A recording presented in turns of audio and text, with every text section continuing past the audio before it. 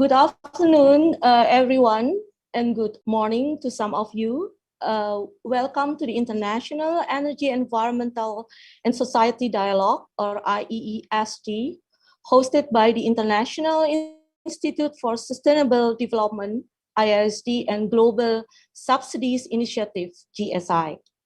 My name is Eka Melissa, and I'm a climate and development specialist and also a senior advisor at the Partnership for Governance Reform, a non-governmental organization in Indonesia that specializes on issues related to governance.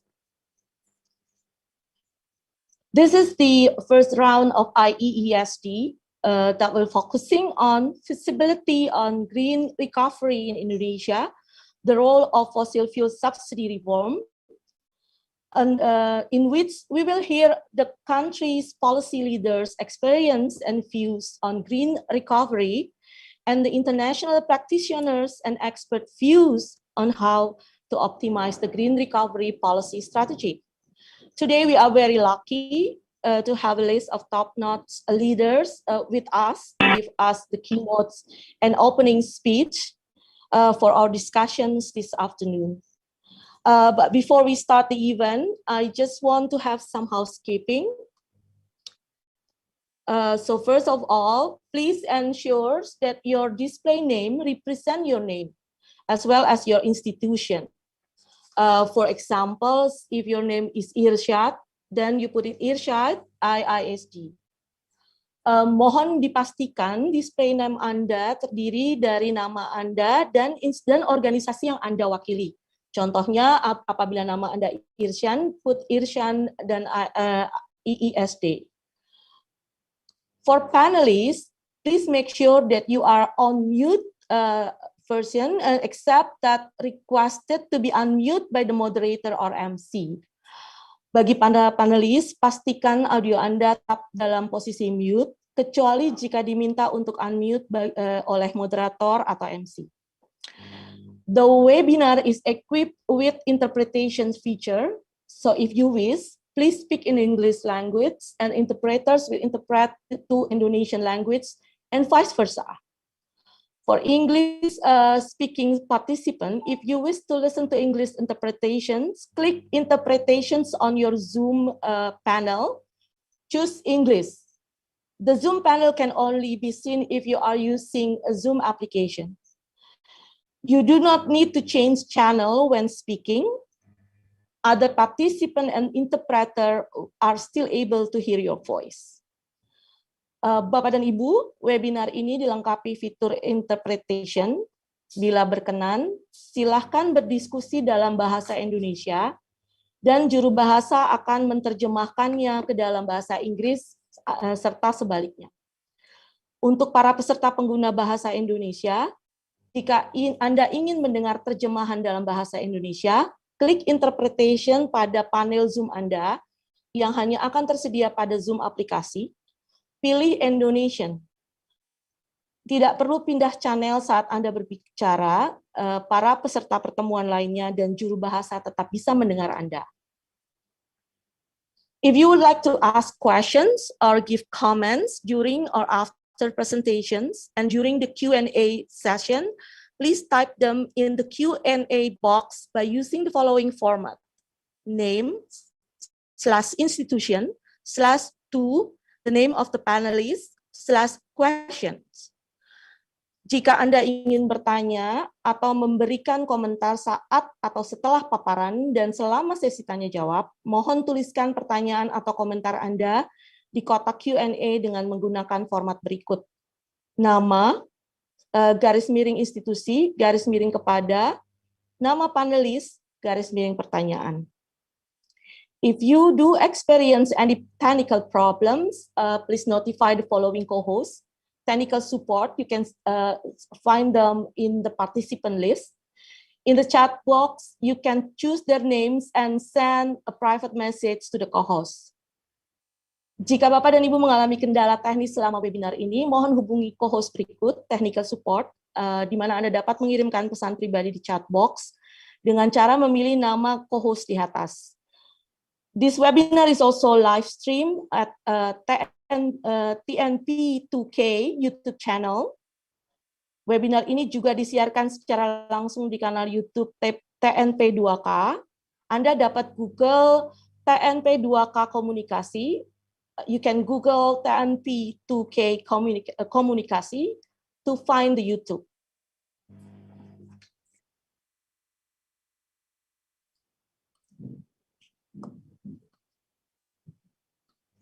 Since we already have our speakers with us, we are going to take a picture first, a group pictures.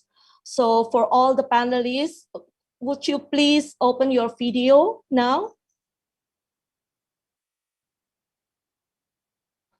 I still find, okay. So all the panelists, I will do the countdown. And then we will take the video on 1. So 3, 2, 1.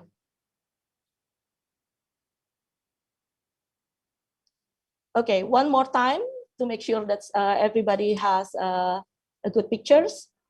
3, 2, 1. Okay. Bu Eka, sekali lagi Bu Eka, Yeah. masih ada yang baru buka video, so to give I see. Okay. So, okay. Sorry, please, we will do a couple of more. Anybody that still not opening their video, please open their video, and you can do the countdown now. Thank you. Yeah, I enable to start the video. Okay. Okay, I'll try again. Everybody, please. All the speakers and panelists, would you please open? So have everybody now? Pak John? Yes, we have everybody, but let me check first to make sure that we get okay, pictures. Please. Yeah, I'm sorry, everyone. We have to make sure that everybody in the windows. Okay. So please give me a cue to start the countdown, Pak John. Everyone already opening their video, please. We can do one in 3. Okay, in 3, 2, 1. Next picture. Thank you. Back to you. Thank you, Pak John. Thank you, everyone. Would you please also turn off your video now?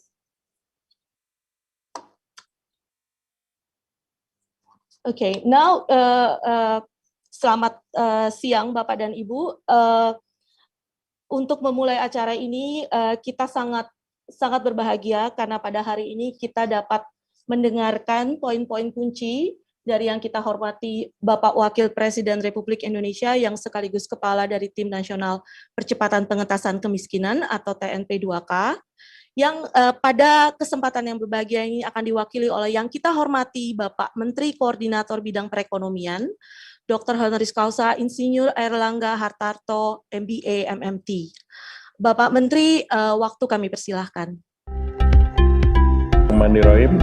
Assalamualaikum warahmatullahi wabarakatuh. Good afternoon, Excellency Mr. Peter Wooders, the Senior Director of Energi IISD, my colleague Excellency Pak Arifin Tasrif, Excellency Ambassador of Sweden to Indonesia, Excellency Ambassador of Royal Danish to Indonesia, distinguished guests, participants of first the International Energy, Environment, and Society Dialogue. Ladies and gentlemen, first of all, I would like to thank you, the chairman of the IISD Institute, for the first IEESD, which will discuss the feasibility of the green recovery in Indonesia, with the theme of the role of fossil fuel subsidy reform. I express my appreciation for this IISD initiative to continue to maintain the discussion such as important policy, even though during the COVID-19 pandemics. Before I begin, I would like to convey Bapak Vice President Pak Ma'ruf Amin regret to attend this important event, and I just delivered the speech today in Bapak Wapres' behalf. On this occasion, allow me to discuss the theme of promoting the green energy policy to ensure the equitable access to modern and clean energy for all as part of sustainable green development. In the perspective of sustainable development, the necessary support is only measured by the economic growth, but also oriented towards improving the quality of life of the community and the development of the conducive environment. Next slide. More than 1.2 million people of Indonesia has confirmed positive for COVID, but we have to thankful that more than 1 million has recovered, or 86% rate, in order to minimize the impact of this pandemic. And Indonesia secured almost 420 million doses of vaccines that is prepared for its 180 million population. Indonesia is one of among first in ASEAN to vaccinate its people, and up to date is around 1.5 healthcare workers has been vaccinated. COVID-19 pandemics have significantly reduced the global economic growth, and data from several institutions shows that most countries have contracted more in the range of -4% in 2020, and Indonesia year to date is about -2.07. And this is comparable with others ASEAN countries like China, Vietnam, and Korea. And in Q4, the governments make the intervention through the government budgets, which is among others was shown by improving the government consumption, improving domestic demand, as well as the investment and export. Some economic indicators such as purchasing manager index, the figures is above 50% and the 50s, and in the month of January is increasing to 52.2. It means that the manufacturing sectors has confidence that the recovery will be sooner than later. Then also improvement in the retail sales index. The car sales and passenger transportation were improved as well. In 2021, Indonesia is projected to grow between 4 to 5%, and the game changers are expected to boost the economic growth.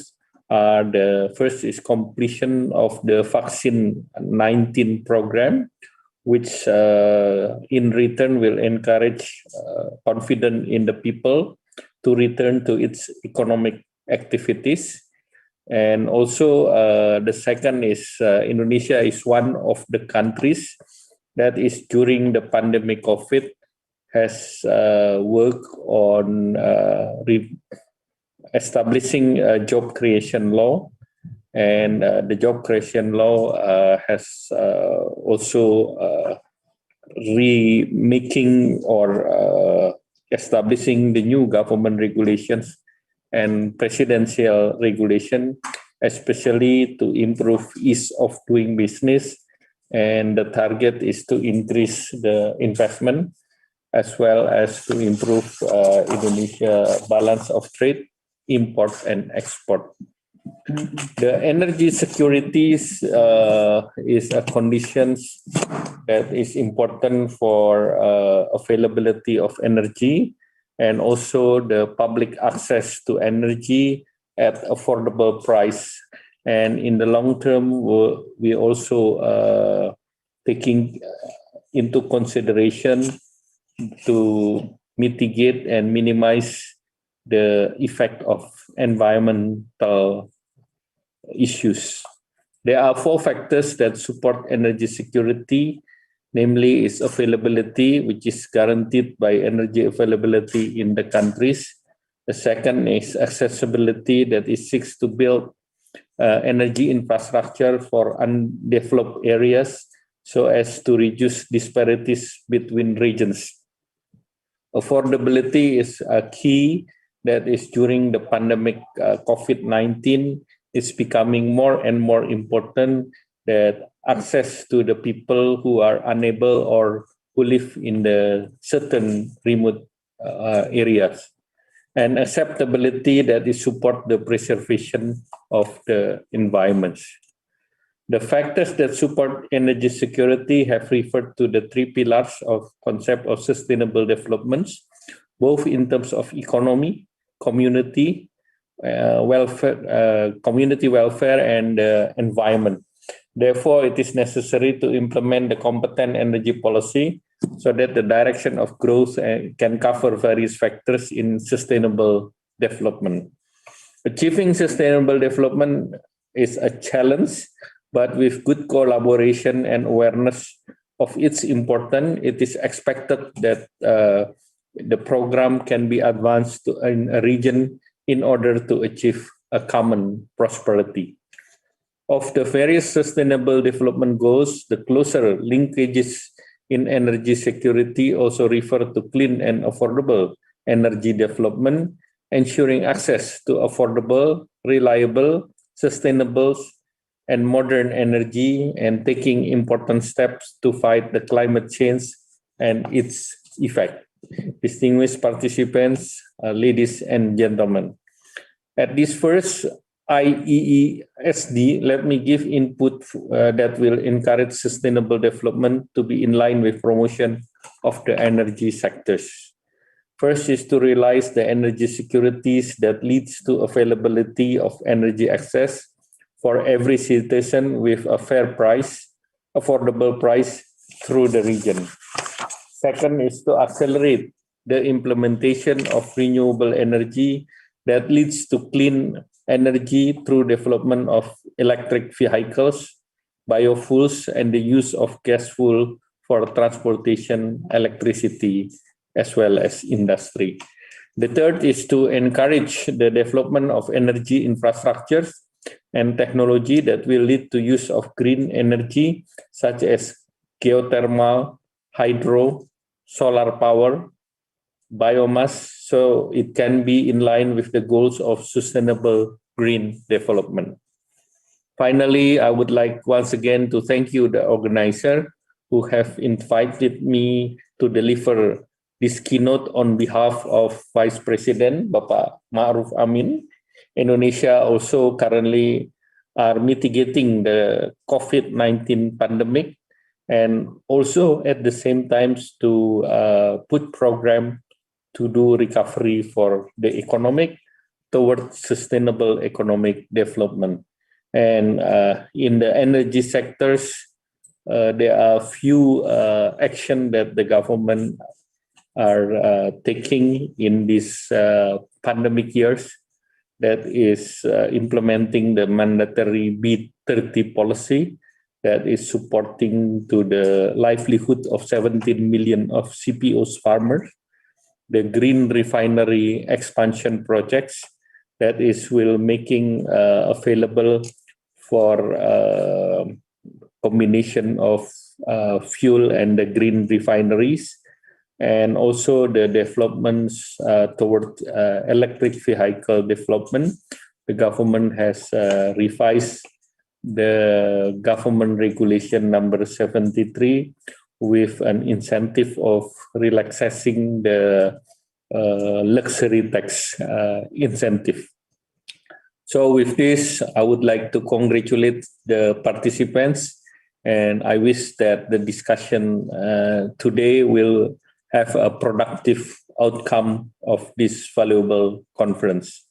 Thank you. May Allah always bestow His mercy and guidance to all of us. Wassalamualaikum warahmatullahi wabarakatuh.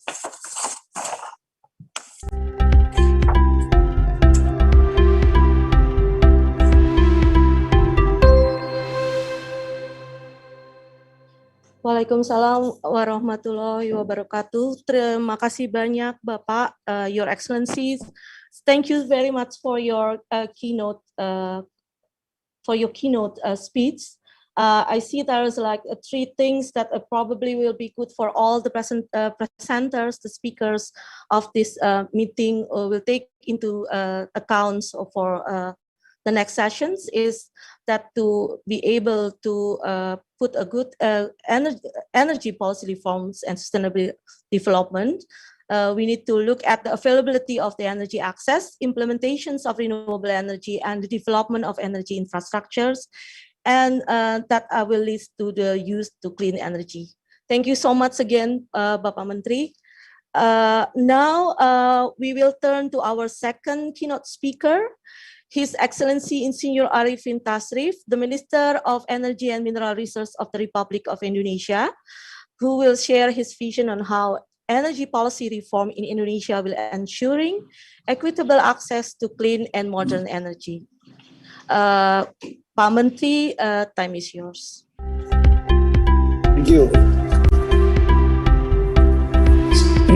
His Excellency Vice President of the Republic of Indonesia, whom represented by Coordinating Minister for Economic Affairs, His Excellency Dr. Erlangga Hartarto, Minister of Finance, Your Excellency Ibu Sri Mulyani, or the representatives, Minister of State-Owned Enterprise, His Excellency Mr. Erick Thohir, and the leader and the team of the IISD who organized this kind of dialogue, distinguished ambassadors and speakers, participants, ladies and gentlemen.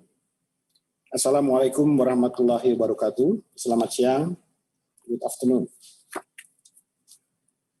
My highest appreciation to International Institute for Sustainable Development for initiating the first International Energy, Environmental and Society Dialogue this afternoon. It is an honor to take part in such a distinguished forum and looking forward for a fruitful discussion on the feasibility of green economy in Indonesia through the role of fossil fuel subsidy reform.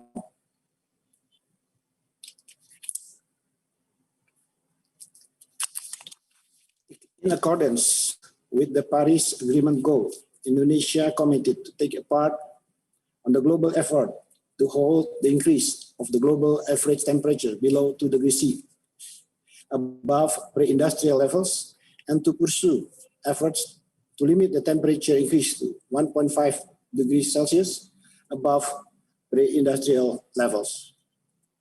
Indonesia also committed to reduce greenhouse gas or GHG emission for 29% from business as usual by self-effort and in 2030, and 41% by conditional mitigation scenario with international support.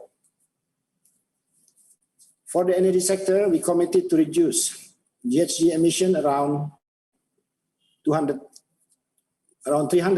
to 400 million tons of CO2 by 2030, or 38% of total emission reduction.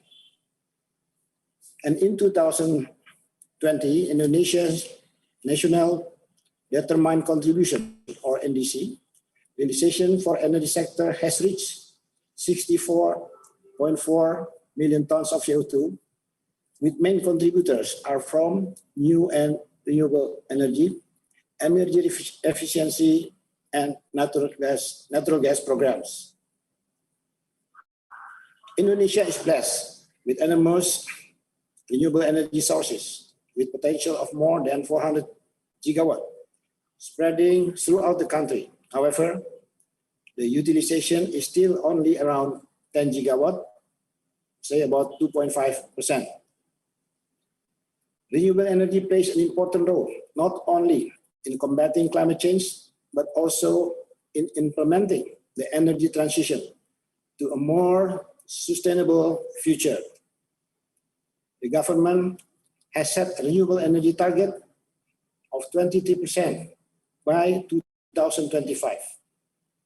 And as for now, the share of renewable energy has only reached 11.3% of the total energy mix. Therefore, to ensure the achievement of this target, government continues to implement several renewable energy programs.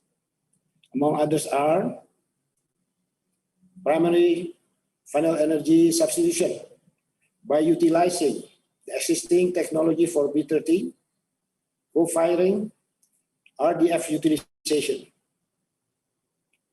fossil primary energy conversion, converting diesel power plant or coal power plant into new renewables,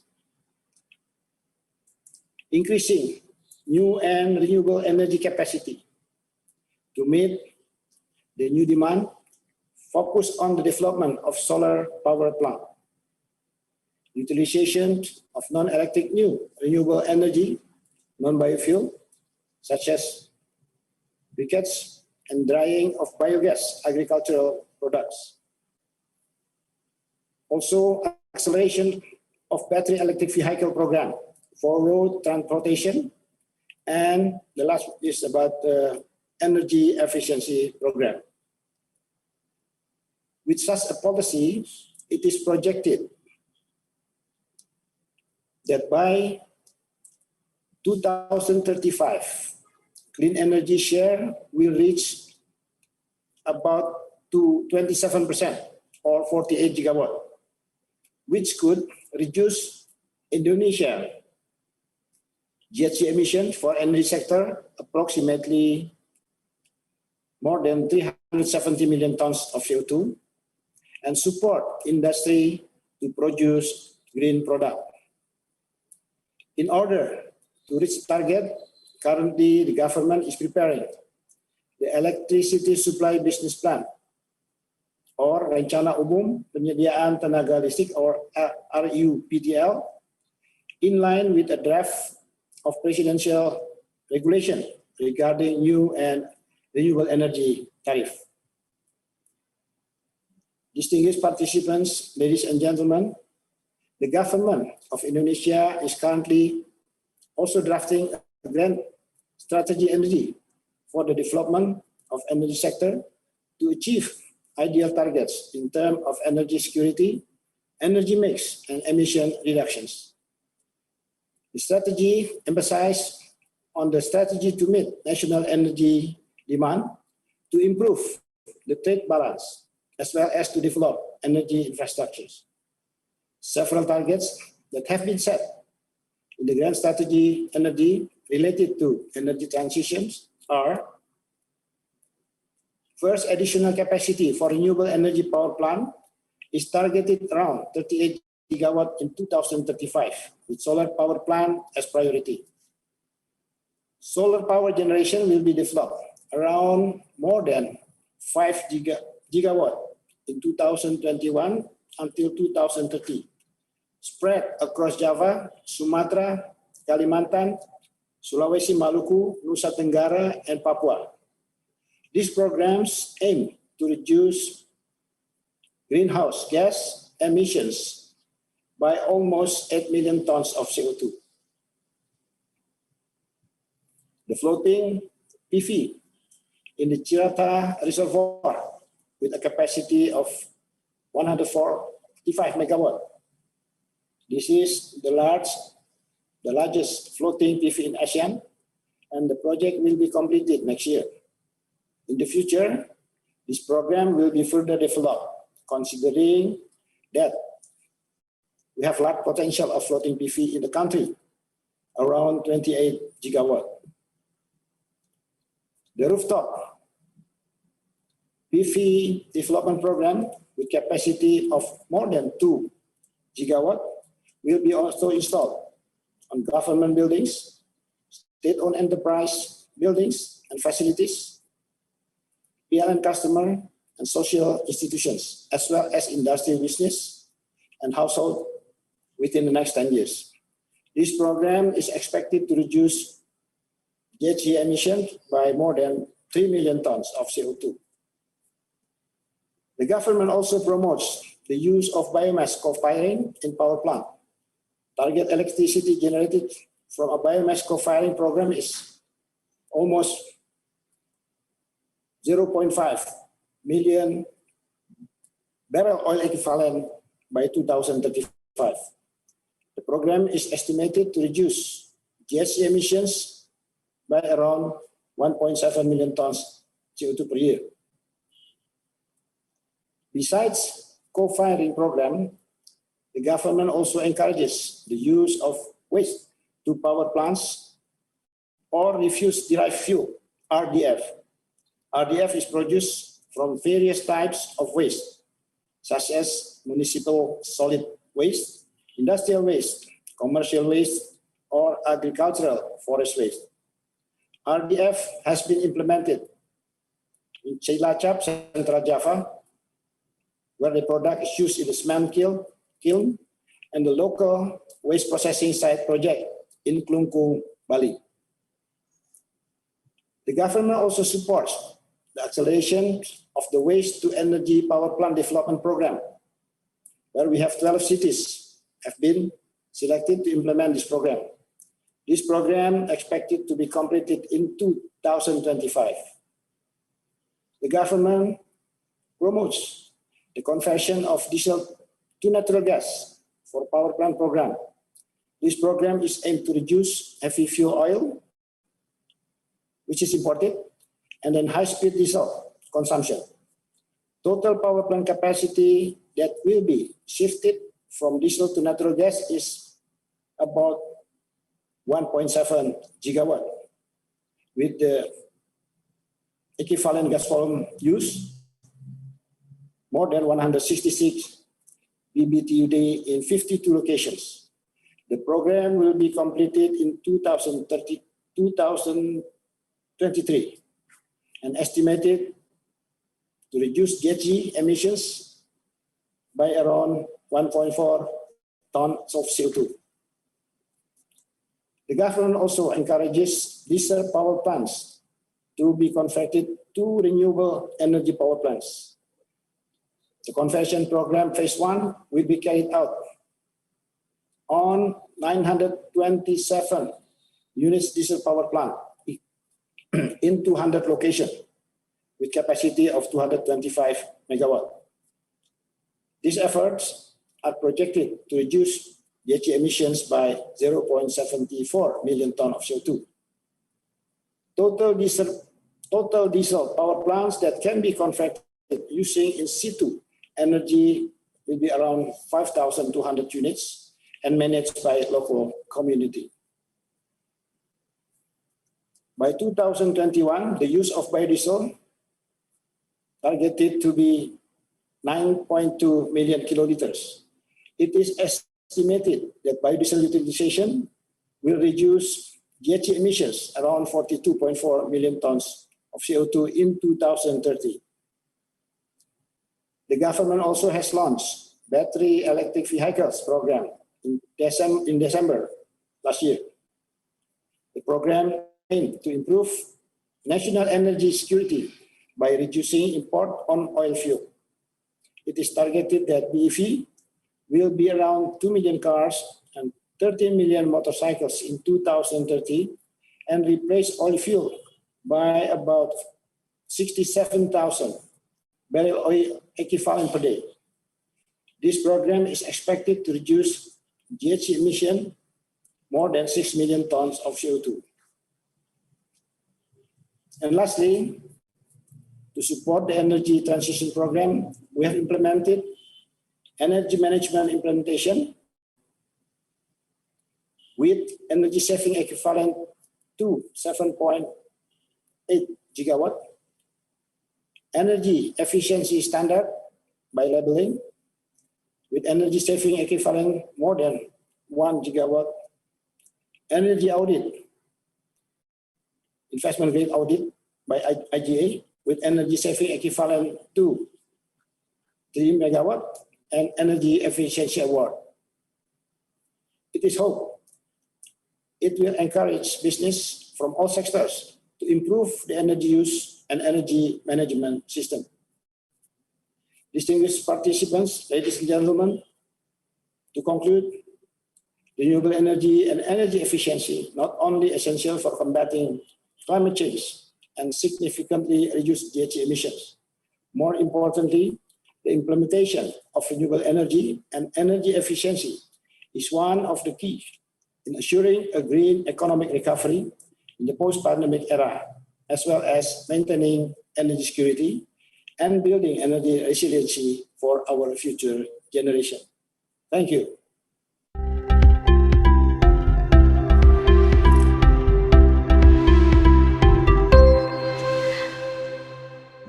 Thank you so much, Your Excellency. Terima kasih, Bapak.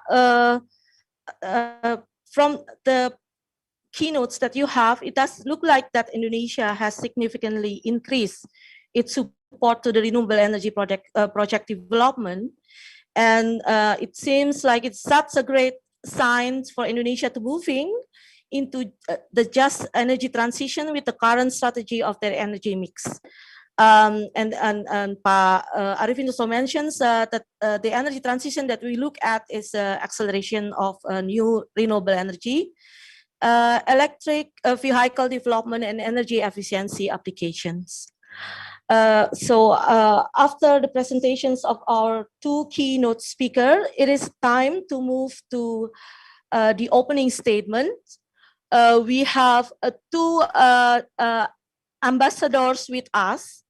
The first one, we would like to ask Her Excellency Marina Berg, the Ambassador of Sweden to Indonesia, to share with us her view on how multilateral cooperation will accelerate green economic recovery in Indonesia. Your Excellency, time is yours. Thank you. Excellencies, Coordinating Minister for Economic Affairs, Dr. Airlangga Hartarto, Minister of Energy and Mineral Resources, Arifin Tasrif, Minister of Finance, Sri Mulyani Indrawati. Ladies and gentlemen, friends, thank you first of all to the International Institute for Sustainable Development and the National Team for the Acceleration of Poverty Reduction for organizing this timely and important discussion. Thank you also for everyone attending. I'm so glad to take part in this event. We are all living amid climate change.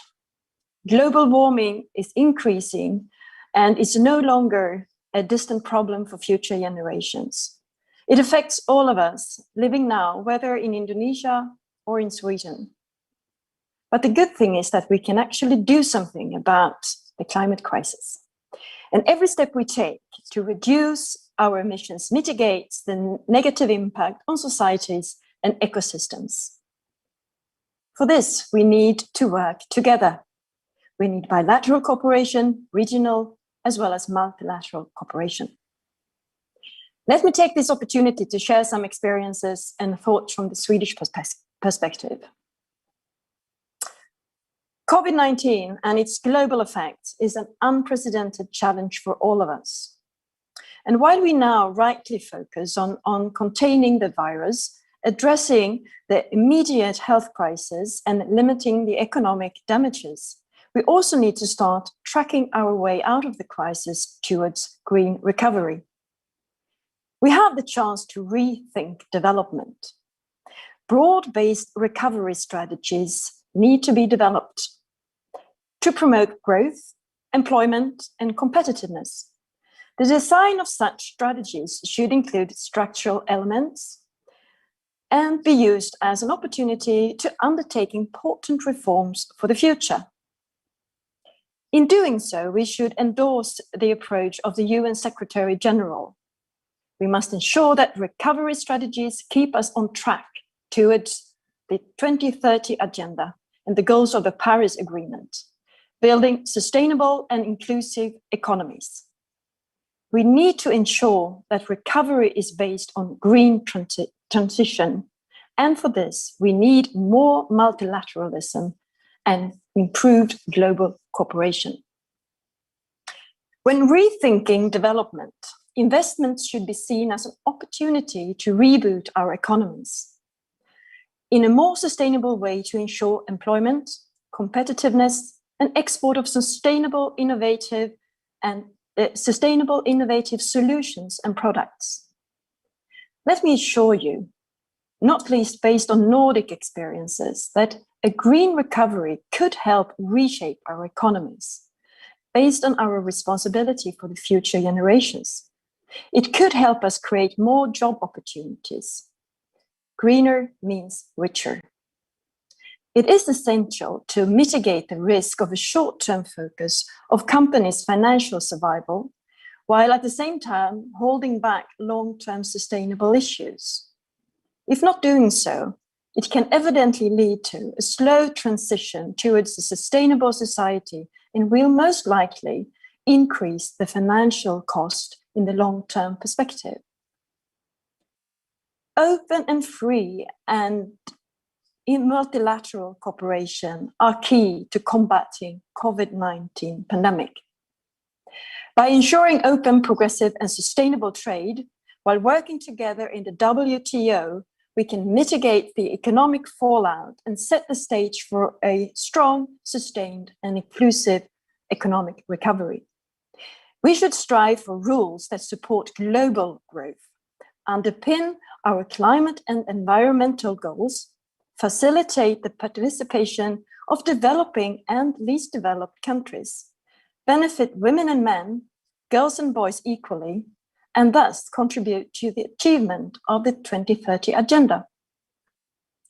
Excellencies, ladies and gentlemen, friends, green recovery efforts need strong political support and close cooperation between private and public actors. Green recovery could include, but not limited to, avoiding subsidies that would rebuild or increase socioeconomically inefficient and heavily polluting activities or infrastructure investments that lock in greenhouse gas emissions for decades to come. Green recovery could also include and should ensure resilience and low carbon pathways in investments in infrastructure such as transport. Also, finally, support industrial transition towards carbon neutrality, for example, through industry-owned roadmaps, as showcased by Fossil-Free Sweden. A green recovery needs to build on synergies between policies in the areas of climate, environment, energy, infrastructure, employment, trade, development, and agriculture, together with innovative entrepreneurship, sustainable financing, while maximizing the opportunities provided by digitalization. We have a chance that this integrated approach will give us a robust basis for a coherent and result-oriented global response. Let us also remember that green recovery needs to be socially sustainable and include all people.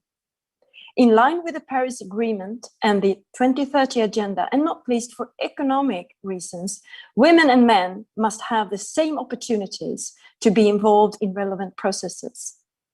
Also, vulnerable groups, communities, and ecosystems must be taken into consideration through a right-based approach. Finally, Let me emphasize that this is an endeavor that will require a lot from everyone.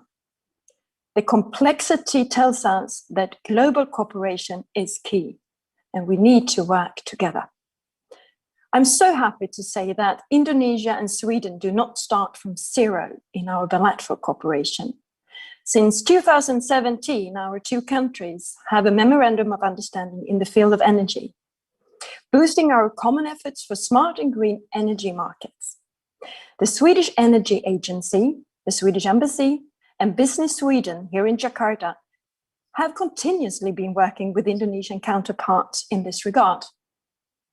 Sweden will continue to work together with Indonesia, especially in time of pandemic, when international cooperation is more important than ever before. We need to support each other in order to implement necessary reforms. And let's make use of other countries' experiences, share information and knowledge. Jointly, we will continue our ambitious work in meeting national and international energy and climate targets. Thank you very much.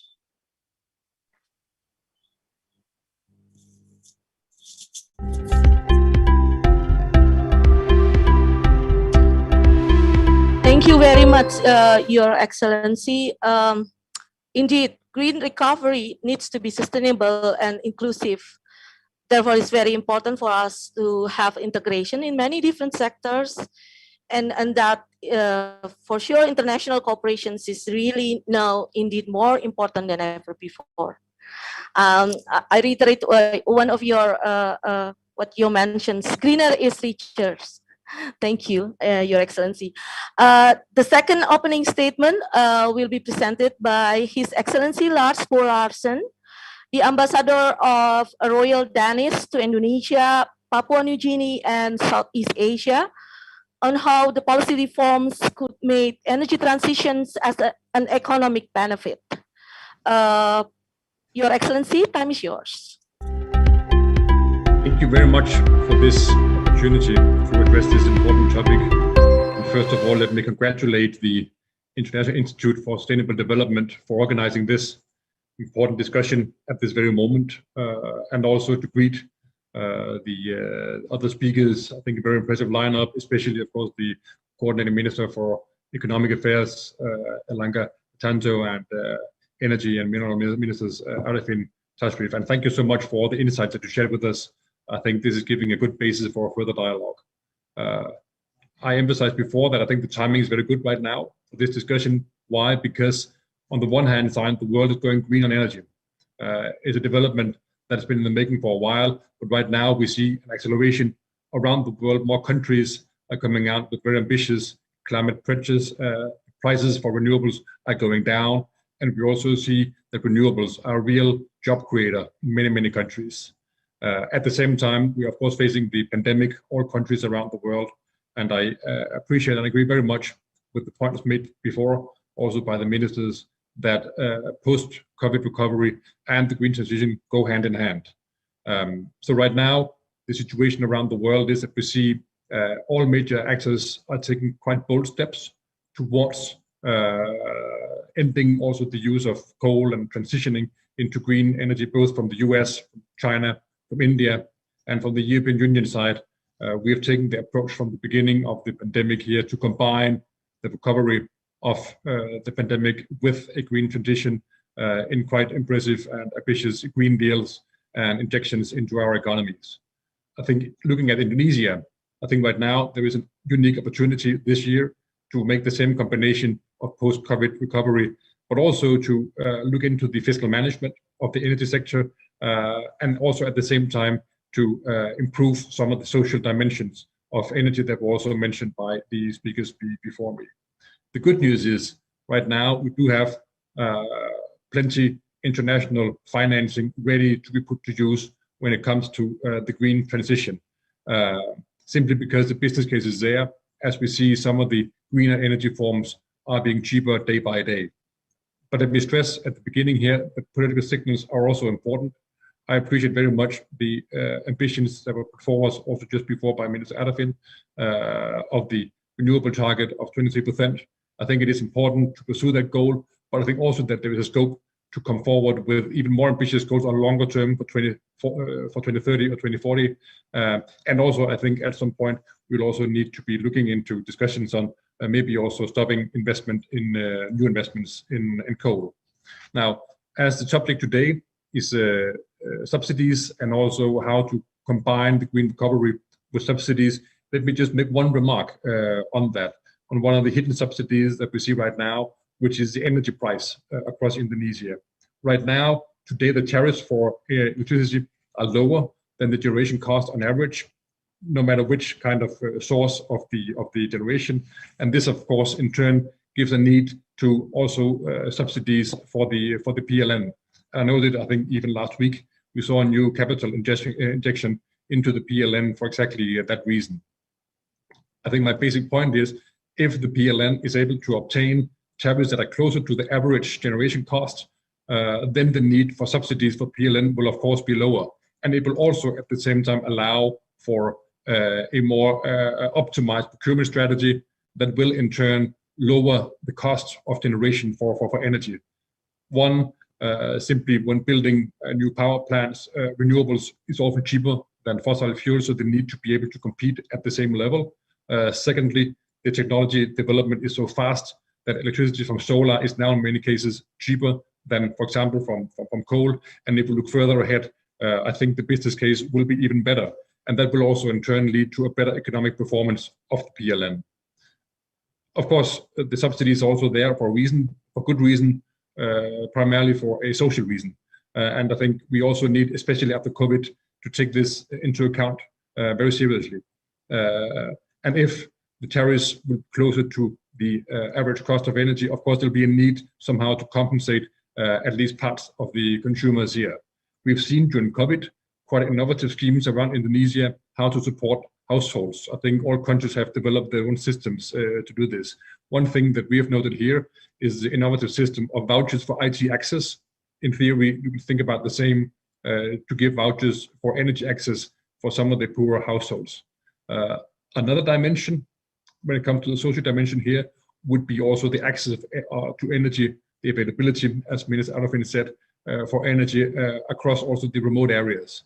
I was happy that you mentioned, Minister Arifin, the quite impressive scheme that you have to substitute diesel generators with small-scale renewable plants. We're happy to support that, and we're also happy that we are engaging in some of the projects that you mentioned across not only the remote areas, but also on Java, when it comes to putting to use innovative state-of-the-art technology, for example, in the waste-to-energy field. But let me also stress that access to, for example, renewable sources in many of the remote areas is, in many cases, the cheapest way to ensure a reliable source of energy, and that will also lead in turn to new growth opportunities, for example, in the fishing areas, applying also to the cold chain and the logistics around, for example, fish and other products. So right now, I think my basic message is Indonesia has a real chance of riding on this global wave of green energy transition.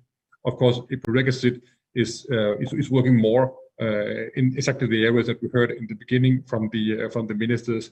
And as was stressed, a wide variety of different renewable sources are abundant here in Indonesia. There are many opportunities to pursue. And if the regulations are put right, I think Indonesia could be a real hub for investments over the next coming years that would then in turn also help the Indonesian government to fulfill the ambitions that we just heard from the ministers. So all in all, I'm quite optimistic, and I think this is the reason why I started out by congratulating the Institute for Sustainable Development for this discussion today at this very moment, because I think this is the day where we can really see the combination of the post-COVID recovery, creating jobs, creating growth, with exactly the green energy transition that we're seeing around the world. From our side, from Danish side, we're very happy to support the Ministry for Energy and Mineral Resources, as well as the PLN and other entities here. And we're looking forward to continuing this in all different manners. So for now, I wish you a very good discussion. I think the basis is very good based on what we heard the Minister say before. And I look forward to listening into the dialogue today and to continuing also our support here. Thank you very much for this opportunity.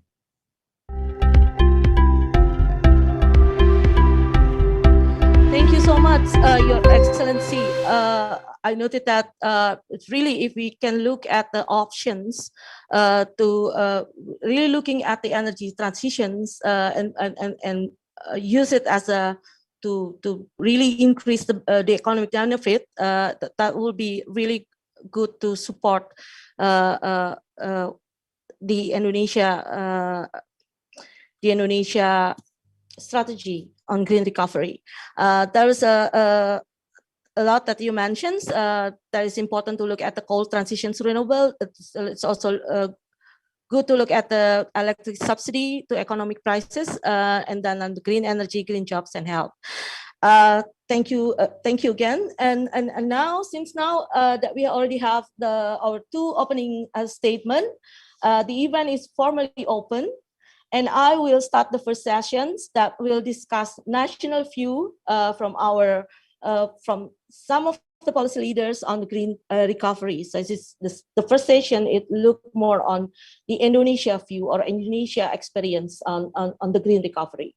But before that, for all panelists, because we already have another panelists that are not yet there during our group sessions before, group photo sessions, I would like to request you again to turn on your video.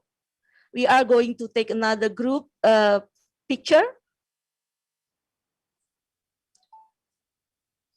We have Pak Febrio here that is not with us in this afternoon in the beginning of the session. So is there any everybody already turn on their video, Pak John? Yes, but we have about 12 panelists opening their video. Let me do a countdown. So, okay, sure. Thank you. So, and Pak Luki just open also. Anyone that haven't opened their video, please open your video. So I will take the picture in 3, 2, 1. Let me check the result first. Okay, and I'll take another picture in 3, 2, 1.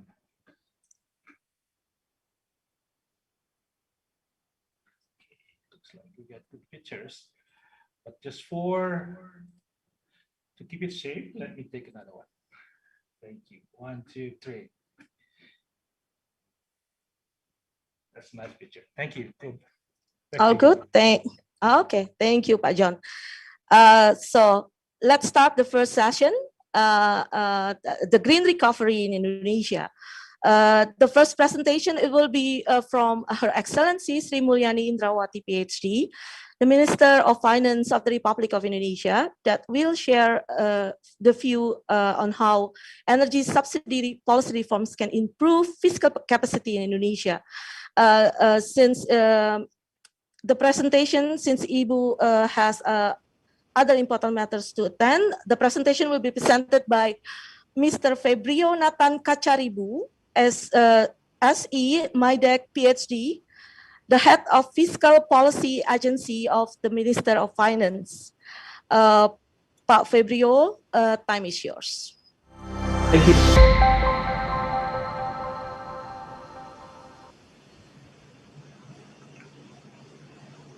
Silakan, Pak. Assalamualaikum warahmatullahi wabarakatuh. Salam sejahtera, Om Swastiastu, Namo Buddhaya, salam kebajikan.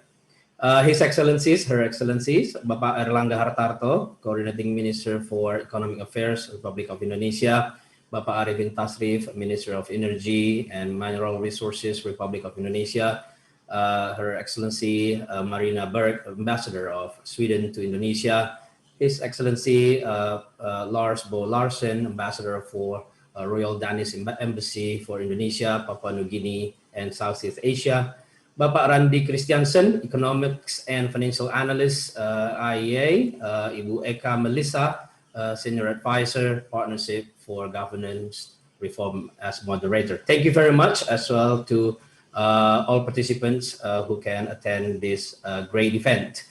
It is a great pleasure indeed for me to participate in this international dialogue.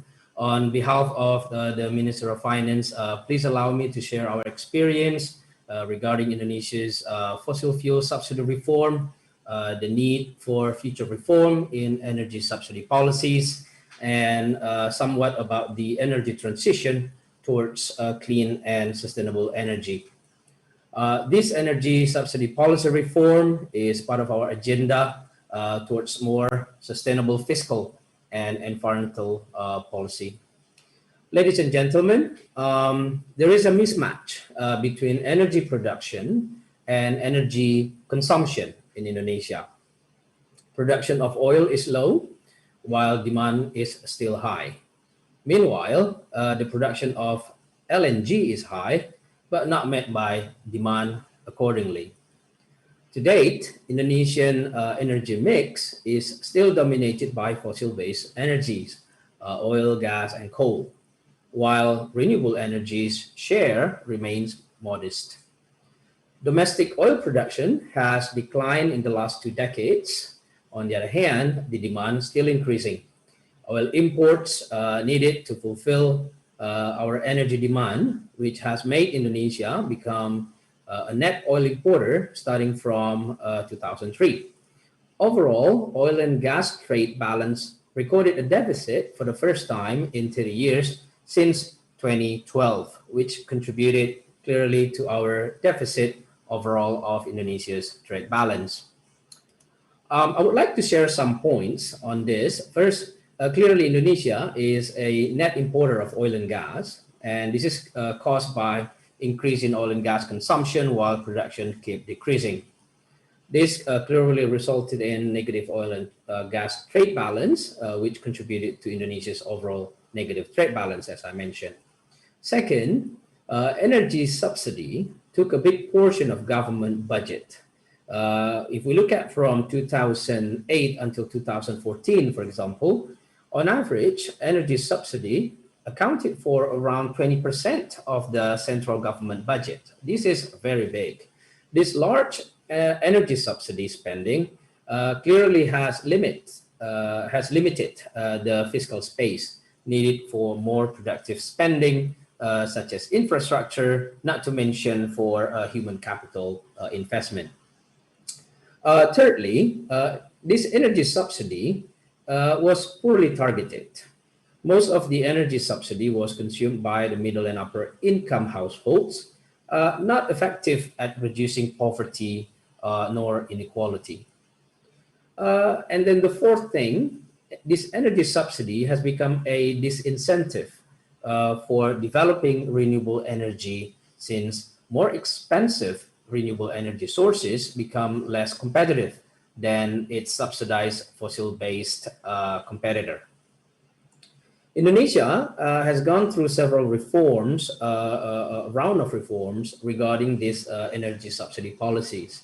The most notable one was the reform that we did back in 2015. In this year, government implemented several reforms, such as revoking the gasoline subsidy, implementing fixed subsidy for diesel, and removed 12 customer groups from the subsidized electricity beneficiaries. A significant drop in the world oil price clearly highly contributed to the success of the implementation of this reform back in 2015. Another reform took place in 2017. This is when the government implemented targeted electricity subsidy for the 900 VA household customers.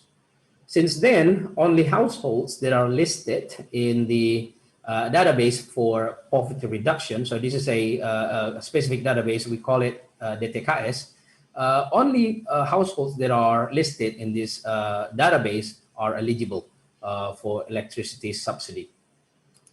The reform in 2015 provided additional fiscal space, clearly, for other productive spendings. The energy subsidy was mainly reallocated to infrastructure spending.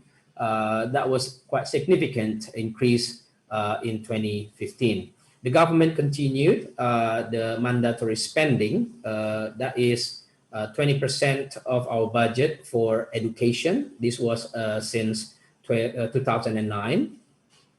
And we also have this another mandatory spending of 5% for health. This was since 2016. So clearly, efficient budget for subsidy expenditure would be quite beneficial for us to be able to leverage our economic growth and at the same time alleviating poverty by spending more on health, infrastructure, and also especially social assistance. This reform, nevertheless, contributed to the short-term increase in inflation slightly. Overall inflation was still maintained at a safe level back then. So we were able to mitigate the risk. With several of these reforms have been implemented, there are still plenty of space for the government to reform these current energy subsidy policies that we are having. For example, most of these energy subsidies are still distributed with so-called commodity-based subsidy mechanism.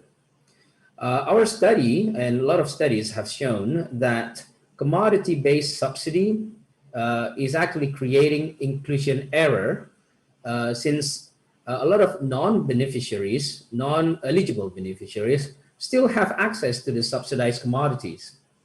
On the other hand, social assistance program in which beneficiaries are well targeted clearly will prove to have low inclusion error. So in this light, we would like to transform our subsidy policies further. For example, the LPG and electricity subsidies policies, we would like to transform this better into so-called social assistance mechanism to be more efficient and to be more effective at targeting and lowering poverty rate. Energy subsidy reform is clearly needed to strengthen our overall social assistance program. This consists of PKH, PIP, etc., to achieve lower poverty rate or even eliminate extreme poverty at all. Now, next slide, as shown in these graphs, current energy subsidy is regressive.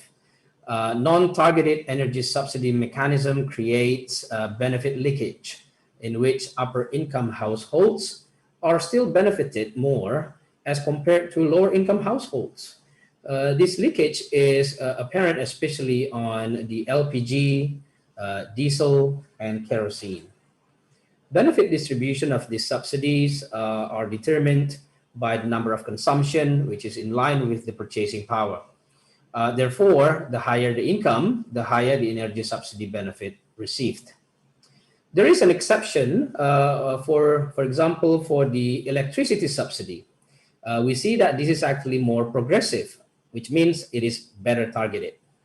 Electricity subsidy for households intended for only the 450 VA and also for 900 VA, which is categorized as poor and vulnerable. And clearly, this will have impact in decreasing the inclusion error. However, households in high decile tend to receive more benefits since they tend to have higher electricity consumption. Next, energy subsidy transformation is clearly key for us to an efficient and effective energy subsidy policy. Government and the parliament have reached a mutual agreement to carefully transform our energy subsidy with consideration of time, data accuracy, and infrastructure availability. Targeted beneficiaries, especially the poor and vulnerable households, are available in what we call a Data Terpadu Keluarga Sejahtera, DTKS, which is a unified database. However, there is still challenge in recording the data at the micro level. Small farmer and fishermen, which are still are part of our target for energy subsidy beneficiaries. Next, regarding the LPG subsidy, there are several reasons why we need to reform the current mechanism. First one is clearly there is a wide gap between market price and the administered price, which creates fiscal pressure and market distortion. On the other hand, the price gap has clearly contributed for lowest deciles, the poorest 40%, received 36.4% of the total subsidy, while on the other hand, the 40% richest received about 39% of the total subsidy. And the last point about this LPG is that most of the LPG subsidy is actually imported, which have made impact to our trade account deficit, especially when LPG's consumption continue to increase. Next slide. Reform agenda in LPG and also kerosene subsidy. We are looking at transforming this from so-called commodity-based into targeted subsidy, or what we call it social assistance program. LPG and kerosene price will be set at its real or actual market price. This is to reduce market distortion and clearly also to avoid smuggling practices. Social assistance will be provided to the right beneficiaries to buy LPG or kerosene needs. Non-cash transaction instruments such as biometric, e-voucher will be prepared to prevent leakage and manipulation. Next slide. Regarding the electricity subsidy, government provides a subsidy to all of the segment of 450 VA household, and only to poor and vulnerable families of 900 VA customers. However, the government has postponed tariff adjustment for the non-subsidized electricity tariffs since 2017 for social and market stability reasons, which clearly this has led to what we call compensation expenses. The electricity subsidy and compensation altogether increased from 53.2 trillion back in 2017 to approximately 79 trillion rupiah in 2020. Clearly, electricity subsidy has been relatively well targeted as poor and vulnerable household group get more benefit. However, compensation benefit mostly the higher income households. So that's another issue. Next slide. Reform agenda in LPG and kerosene subsidies. We are going to continue this, and social assistance is provided for the poor and vulnerable households customers. I think we already mentioned that. We go to the next slide. Indonesia's economic growth, ladies and gentlemen, is one of the most stable among G20 or regional countries in ASEAN or Southeast Asia.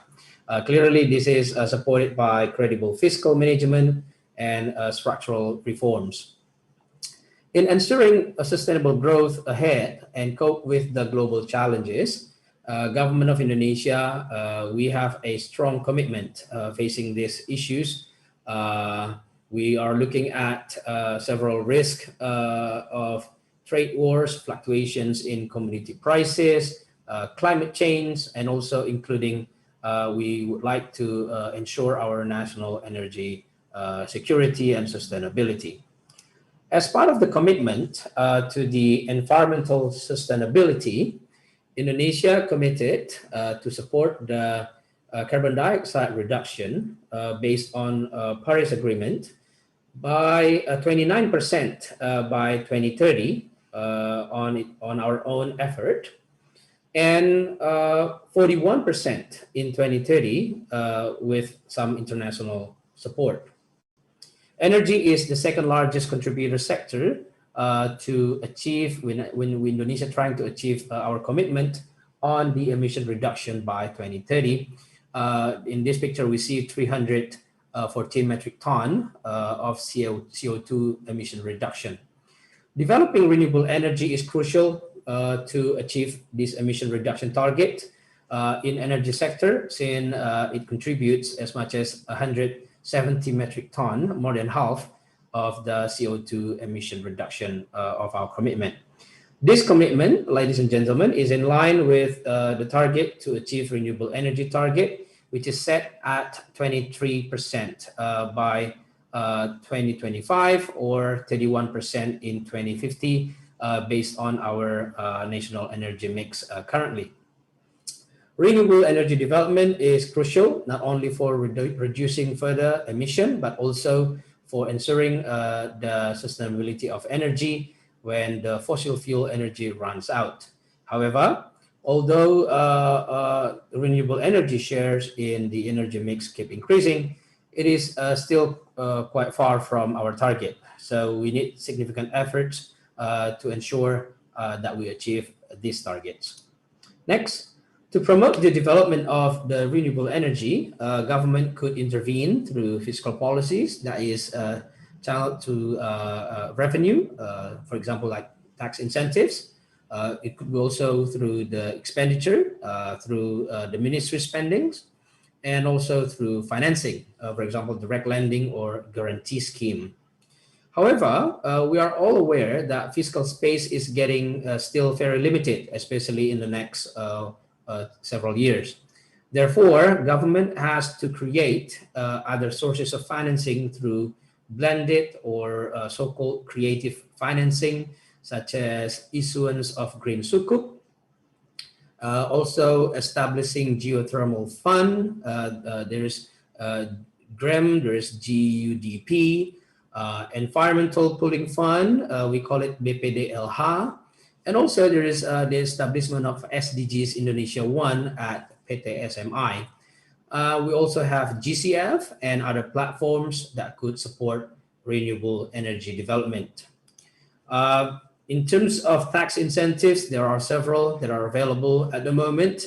We see that there are tax holidays for renewable energy generators, tax allowance for renewable energy generators, geothermal energy businesses, and also for bioenergy industries. The exemption of Article 22 income tax on imported goods for renewable energy is also available. Also, there is a VAT exemption, for example, on imported goods for renewable energy. There are also some VAT incentives on imported goods for geothermal activities. We also have import duties exemption on renewable energy. We also have property tax deduction up to 100% on during the exploration stage for geothermal energy. So there are a lot of incentives that are available at the moment. Regarding the blended or creative financing, our government currently has several platforms. Green Sukuk, as I mentioned, is clearly a financing instrument for government programs related to climate change actions, including supporting the Sustainable Development Goals. Blended finance on the so-called that I mentioned before, geothermal projects, PISP, GEUDP, and GREM, which blending the public finance with other financing sources to support the high-risk exploration stage in the geothermal energy projects. So we call it as a de-risking facility. SDG Indonesia 1, I mentioned before, it is a blended finance platform managed by PT SMI to facilitate the involvement of philanthropists, donor, climate funds, green investors, MDBs, international agencies, commercial banks, sovereign wealth funds, institutional investors, etc. Ladies and gentlemen, to summarize, I would like to emphasize key messages from our presentation. We mentioned that previous energy reform is proven to be effective at providing additional fiscal space for more productive spending. This is a very important point for us. There are still some opportunities for our government to implement more reforms on the existing energy policies. The reform is needed to make energy subsidy policy to be more efficient and more effective at targeting the poor and vulnerable households. Reforming energy subsidy policy can provide additional fiscal space needed to support renewable energy development, energy subsidy savings from the future reform can be reallocated to renewable energy development programs. The additional fiscal space for renewable energy will clearly strengthen our current existing supports for renewable energy and further accelerate its development. This clearly will support the achievement of our renewable energy target and our commitment to provide clean and sustainable energy source, and also have a green recovery overall. Thank you very much for listening and have a good day.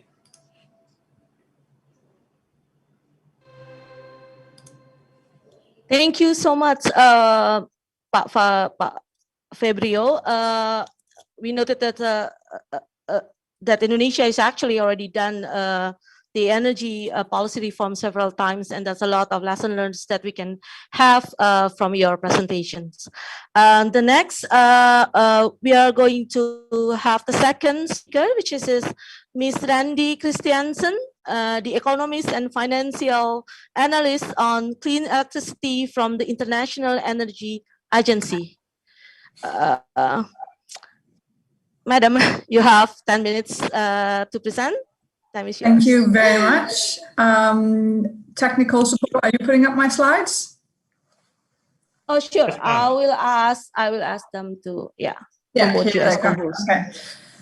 Minister Haritatu, Minister Tasrif, Minister Indrawati, Pak Febrio, ambassadors, distinguished panelists and participants, thank you very much for letting me speak here today. To IESD, thank you so much for organizing this important and very timely event. The IEA has a large cooperation with Indonesia, and Indonesia is a priority country for the IEA. So I first want to thank Minister Tasrif and his team for the strong collaboration that we have at the IEA with MEMR on very important issues relating to the power sector. Next slide, please. So I first want to show you a graph showing that if ASEAN as a whole is going to reach the Paris targets, Paris climate targets, then investment in all of the sectors in the power industry has to go up significantly. So it's both in electricity networks and renewable power, and you'll also see there's actually still some investment in fossil fuels. This is not any different for Indonesia, even though the picture is for Southeast Asia as a whole. So there is a clear opportunity for sustainable recovery when it comes to the power sector in Indonesia. Next slide, please. So green recovery and power system enhancement go hand in hand. So for Indonesia, there's a real need for the power sector to be enhanced to achieve a sustainable future. This both relates to technical flexibility, enhancing the capabilities of the current assets to act more flexibly. It also retains to commercial flexibility. In that sense, it is the way that PPAs are structured between PLN and generation, so that in a commercial sense, the technical flexibility can also be utilized.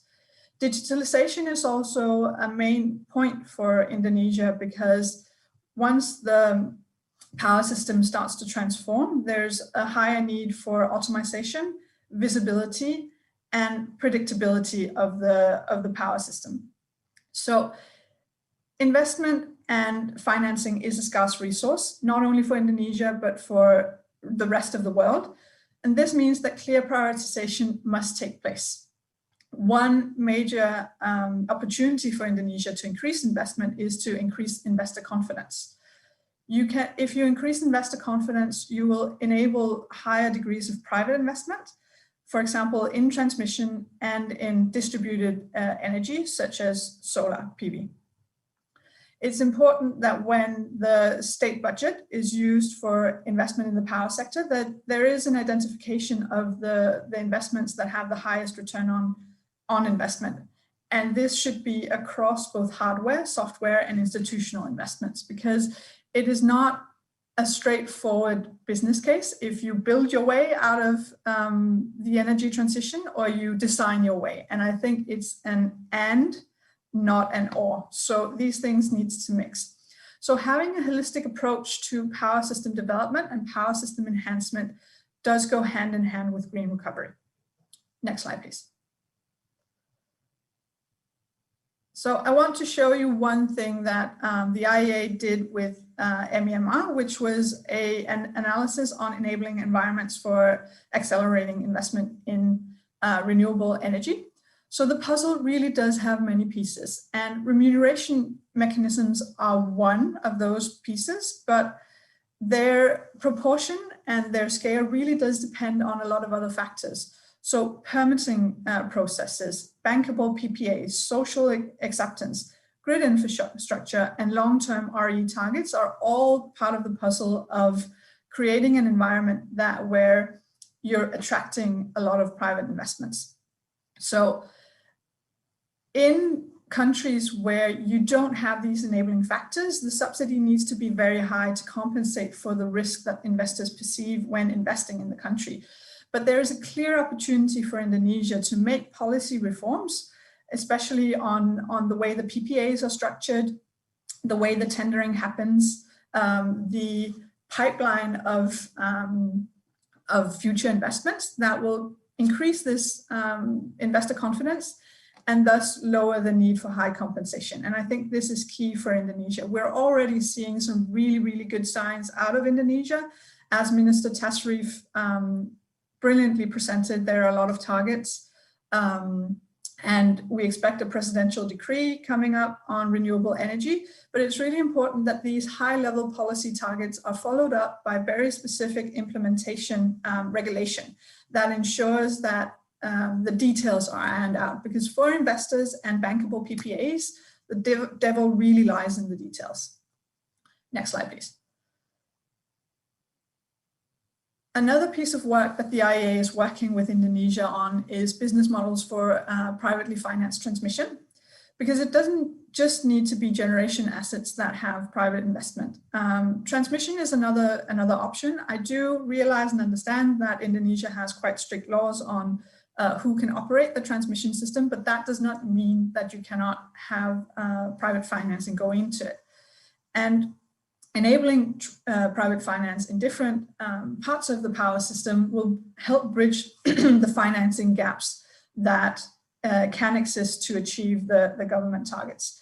I'm not going to go into details with the different models. I just want to say that looking at innovative and new ways to structure your power sector and attract capital is really important for Indonesia. And we are seeing signs that this is starting to happen, which is very, very positive. Next slide. So power system, what I want to say here is power system enhancement is green recovery, because modernizing Indonesia's power sector has clear economic benefits. So increased reliability and access to renewable energy will bring foreign investment, not just in the power sector, but also, for example, in manufacturing. What we see right now is that manufacturing companies worldwide are increasingly focused on a reliable and green power system, and less so on price. So for Indonesia, doing this transformation and enhancement of the power system removes focus from being a race to the bottom on tariffs to actually showing and showcasing the mass diversity that actually exists in Indonesia for having a reliable and green power system. So in a modernized power system where you have these enabling policies, that attracts competitive financing, and that actually lowers the levelized cost of energy of renewables, which then creates a situation where renewables are cost competitive with thermal investment. So with the additional benefits that renewables bring, the business case becomes more clear. But I do recognize that right now Indonesia is not necessarily there, but with policy reforms that is definitely achievable. And I think the point made by the finance ministry on the level playing field between thermal power plants and renewables through subsidy reform is an important point. But there's also a lot of other points in terms of bankable PPAs, transparent permitting and transparent tendering schedules, that is going to be really important. So the ability of as well to harvest the full potential of digitalization and a modern economy, this brings to it very important economic aspects and prosperity, because it will create new jobs, new capacities within Indonesia. So, for example, service contracts, supply chain investments, digital jobs, and so on. So I think the presentation so far, especially from the ministers, show that Indonesia right now is in a place of vast momentum for green recovery and modernizing the power sector, which really can propel the country's economy into a stronger and more sustainable post-pandemic future. Thank you very much.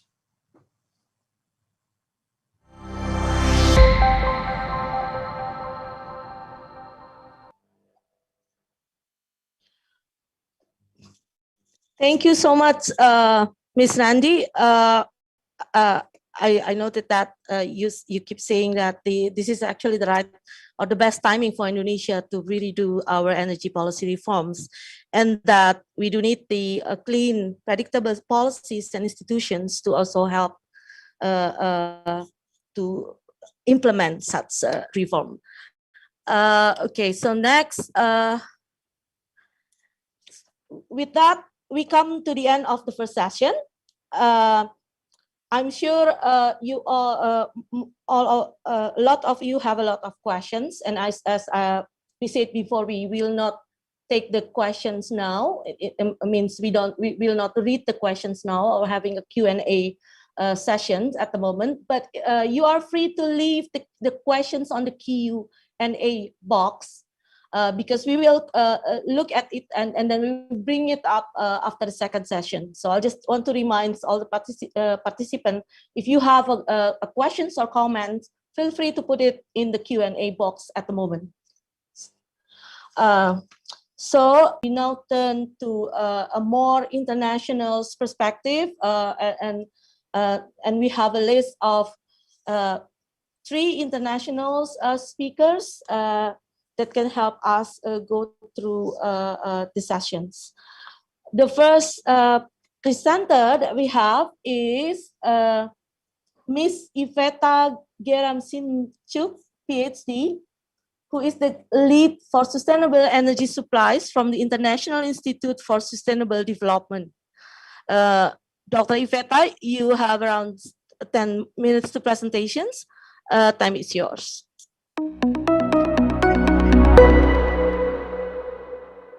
Many thanks. Greetings to everyone from ISD, distinguished fellow panelists, our esteemed partners in the Indonesian government, the ambassadors. Thank you for joining this session. Thank you to the participants in the audience. Thank you for all the discussion so far, which we have found extremely rich, and ISD had a privilege to facilitate this event.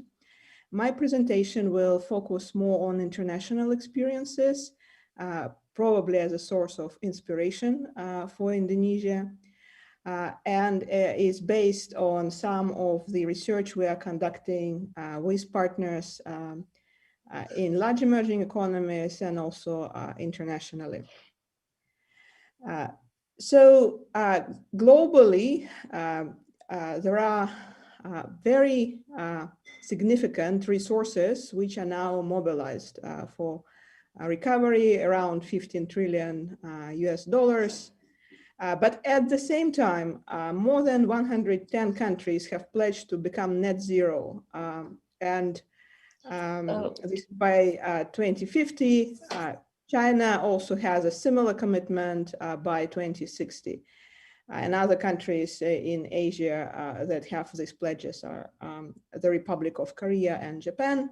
So the question is now how to reconcile climate action with recovery plans, because we know this is a direction where the world is going.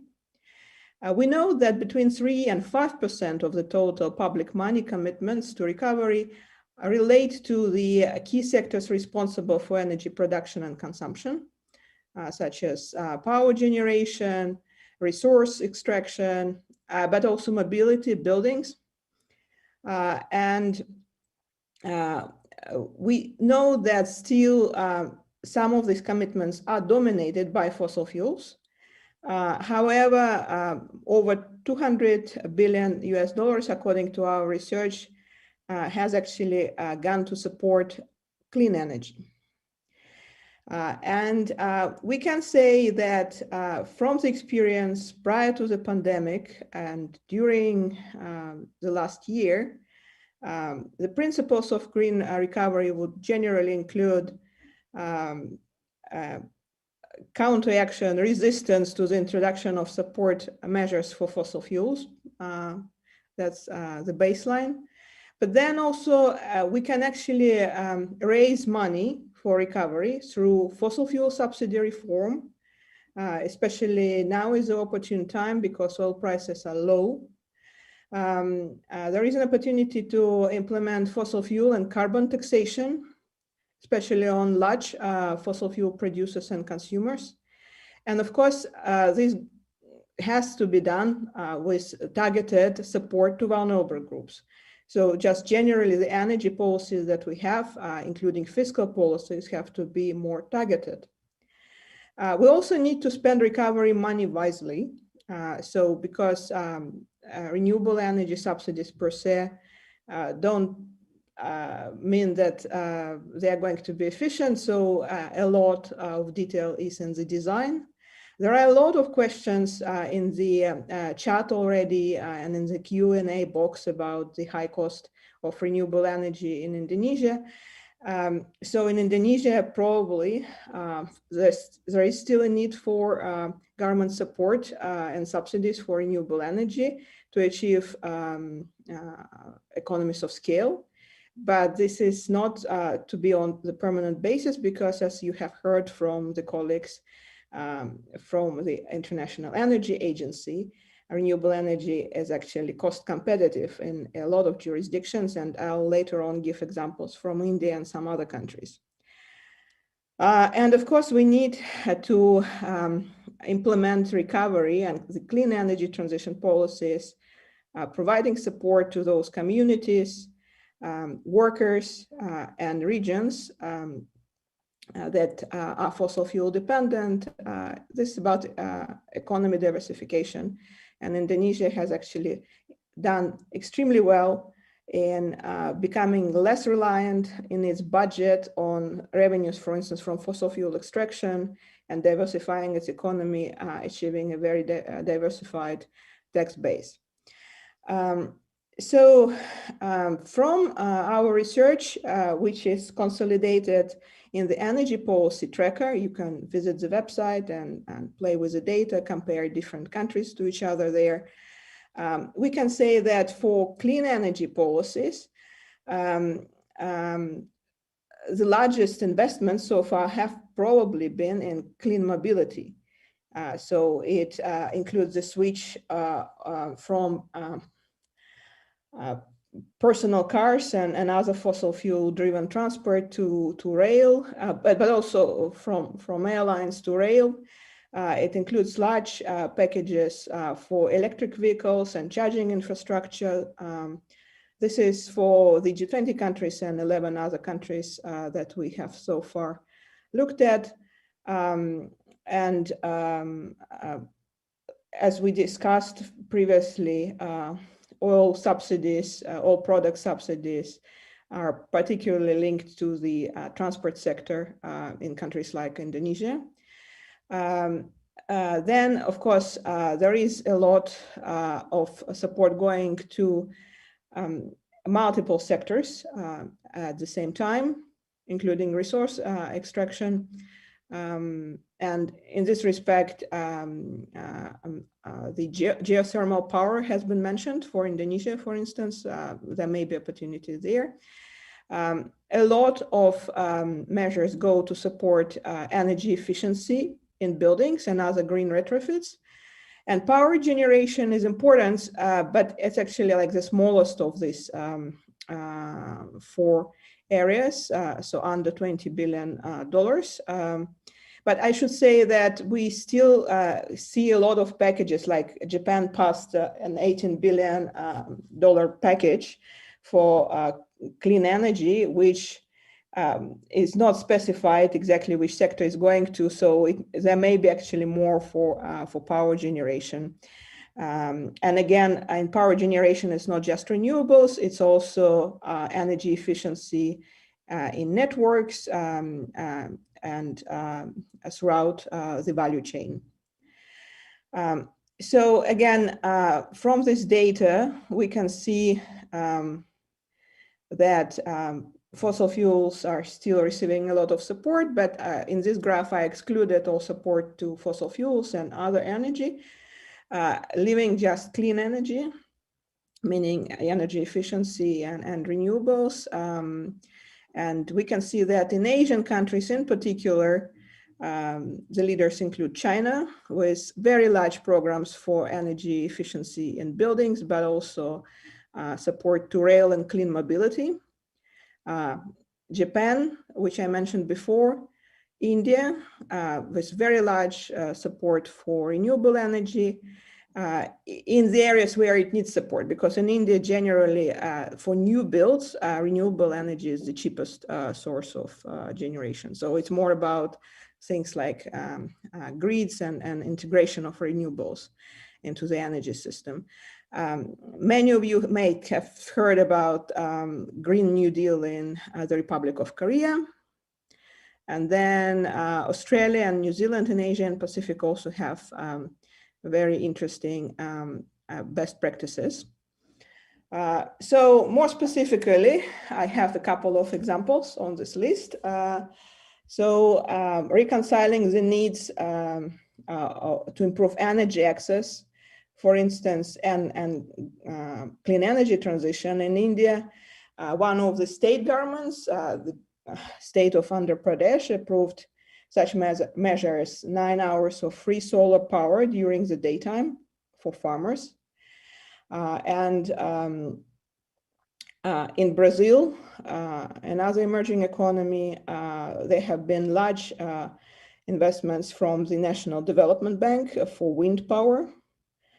I already mentioned China with electric vehicles, but they also have large support for rail, and renewable energy generation is generally cost competitive in China, so probably doesn't need so much support. In China, it's more about the support to coal-dependent regions, which are now decreasing coal power generation and production of raw resources as a result. So both developed and emerging economies are investing in rail and public transport. I was very glad to hear about the electric bus program in Indonesia that's following the international trend. And of course, energy efficiency measures, especially in Europe, in buildings, but also in other sectors. With that, I'll just conclude because we have a rich database of different examples, so we will be happy to share more insight with you and to continue these conversations. I'm looking forward to the rest of the discussion and the following presentations. Thank you very much and good luck with the session.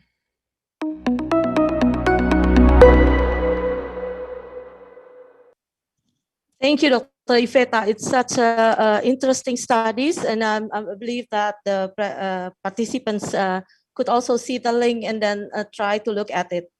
And the second speaker for this session is presentations by Mr. Nuki Agia Utama, PhD, the Executive Directors for ASEAN Center for Energy, who at this time will be represented by Mr. Septia Buntara Supendi, BSc, MT, the Manager of Renewable Energy and Energy Efficiency Department in ASEAN Center for Energy.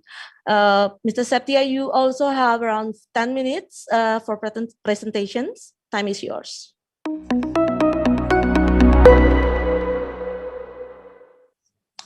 Thank you very much, Madam Moderator, for the nice introduction session.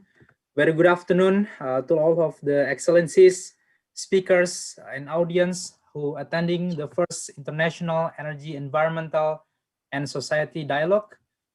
First of all, I would like to share an apology message from the ACE Executive Director, Dr. Nuki Agia Utama, for not able to join this interesting dialogue due to prior commitments. My name is Septia Buntara Supendi, the Sustainable Energy, Renewable Energy, and Energy Efficiency Manager of the ASEAN Center for Energy.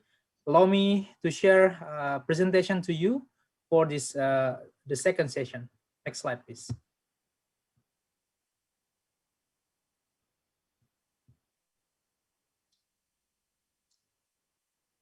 Right, thank you. Ladies and gentlemen, let's start from a data about world crisis. Based on this historical data from the World Bank, the COVID-19 pandemic crisis shares some similarities with other crises, such as those stemming from natural hazards. We can see there also wars, macroeconomic mismanagement, and international financing meltdowns. However, the current situation, this pandemic crisis, of course, arguably combines the worst features of all of those crises, which include simultaneous supply and demand shock, impact for domestic as well as the global scope. Next slide, please. From our observation during appliance of movement control order, of course, the name is quite different from one country to other country. From the angle of electricity demand, the peak-to-peak load, for example, in Malaysia, Peninsula Malaysia was dropped from around 18 gigawatt to remain at range around 12 until 14 gigawatt only. And this data coming from May 2020, and when the government released the MCO or the movement control order, it being increased again to around 15 gigawatt. It peaks and it increased 16 gigawatt in Q2 2020. Also similarly happened in Thailand, in Philippines, as well as in Indonesia. In short, from our data and observation, the most notable decline was on commercial centers such as business complexes, shopping malls, and hotels, which recorded decrease between 20 to 40% in electricity use. However, because of the new normal situation and also the mechanism, there was a 10 until 30% increase in residential. Of course, it probably means that people like we did currently, we are staying at home as directed by our government or authorities. Next slide, please. Thank you. From the GDP growth rate from our 6 ASEAN Energy Outlook, which prepared by the ASEAN Center for Energy under cooperation with ASEAN German Energy Program, we noticed that GDP is one of the main drivers in shaping the energy systems. The ASEAN GDP growth rate currently actually constant. 2011 PPPs in US dollar has continued steadily around 5% since 2011. In our outlook, the GDP growth is projected to return to pre-COVID rate after 2021, which means that the GDP PPP will be around 2.5 times more than 2020 level by 2040 based on our projection under AO6. Next slide, please.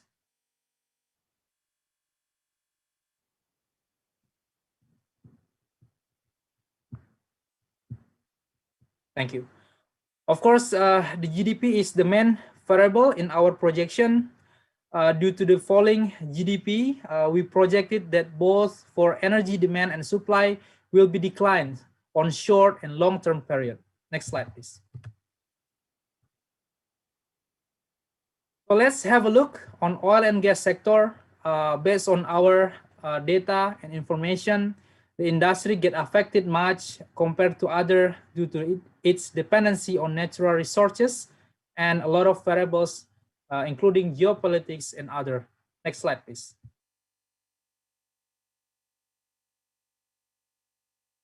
Thank you. In Q1, in Q1 2020, the falling electricity demand is quite impact for the COVID-19. For example, as the quarantine practice in some ASEAN member states, which it urged our power utilities to cope with the new situation. Based on the discussion that we have, one of the solutions might be keep the impacted citizens to afford electricity and supporting power utilities to survive the decline revenue based on the COVID-19.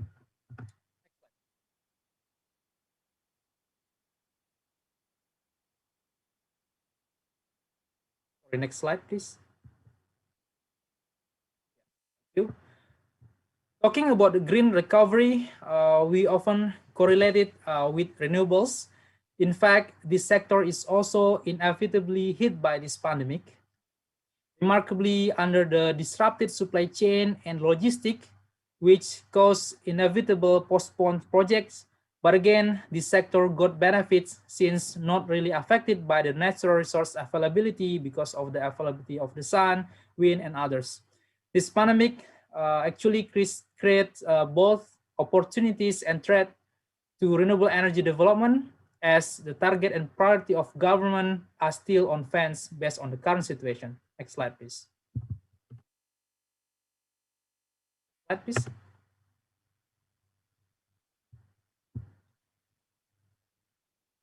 Within the oil and gas sector, which experienced the quite big turbulent period, and then while they're getting through the pandemic, and some of the industry player has started to bounce back despite the slow recovery, and then this make remain resilient to survive and sustain their business.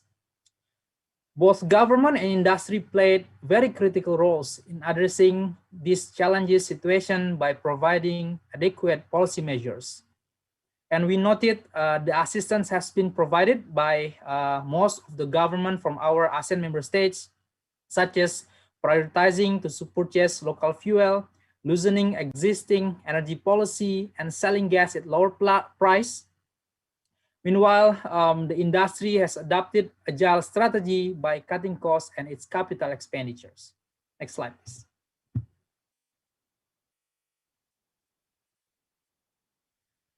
Similarly to the electricity sector, the falling demand has forced power companies to struggle with the $1 billion of profit drop. However, there is an extreme increase in monthly electricity bills for the residential sectors, which actually happening currently.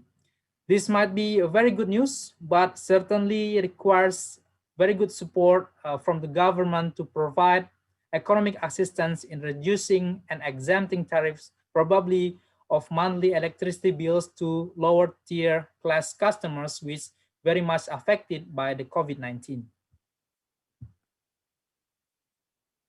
Next slide, please.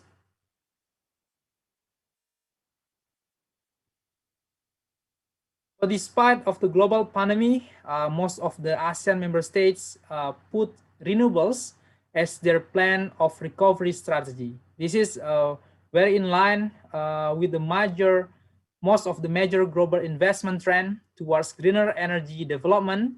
So this will be a very good momentum, hopefully, for renewable energy development in the region. Next slide, please.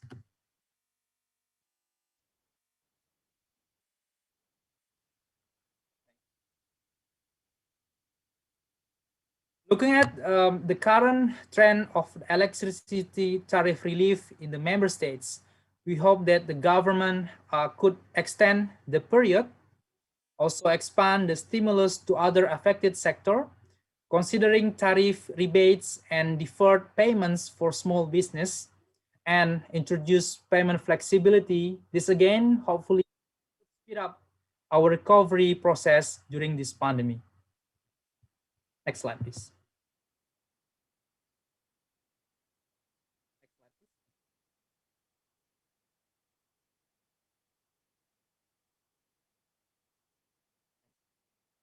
Based on the ACE outlook, the energy demand is projected to reach around 1,000 MTOE under baseline scenario by 2040, where fossil fuels, the previous speakers was right, still dominated the baseline scenario, which contributed around half of it.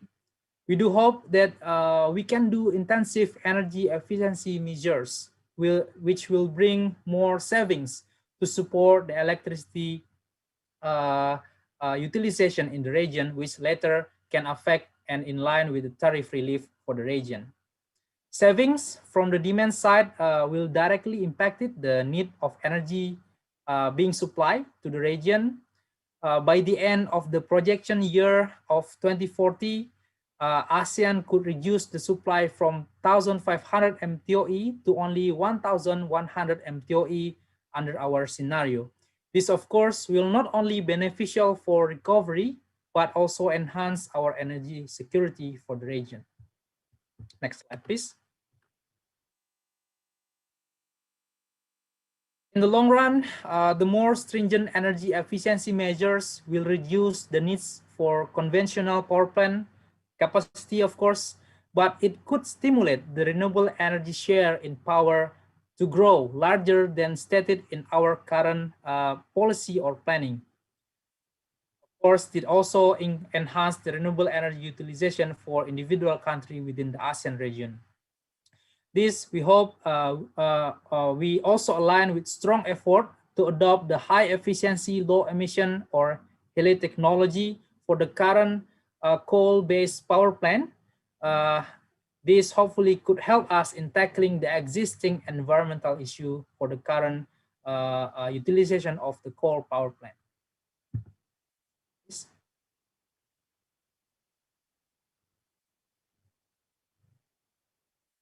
In 2017, just to share with you, related on the greenhouse gas emission in ASEAN countries, we identified about 1.7 gigaton CO2 equivalent under our baseline scenarios, and it could be reached double or around 2.2 gigaton CO2 equivalent by 2025, and also increasing time to time the following years. And energy transition pathways could abate these emissions by 28% and 46% in 2040 respectively. And we need the mitigation actions on this and very strong cooperation from all possible elements outside and also within our region. Next slide, please. Setia, sorry, you only have 1 minute, sorry. Okay, will do. Thank you. Yeah, because Okay, thank you for the reminder, moderator. We'll need 2 more slides on this. And yeah, based on the situation, we identify actually on the COVID situation, there is challenge and opportunity. And on top of that, the spirit to apply energy efficient as the way of life is very crucial.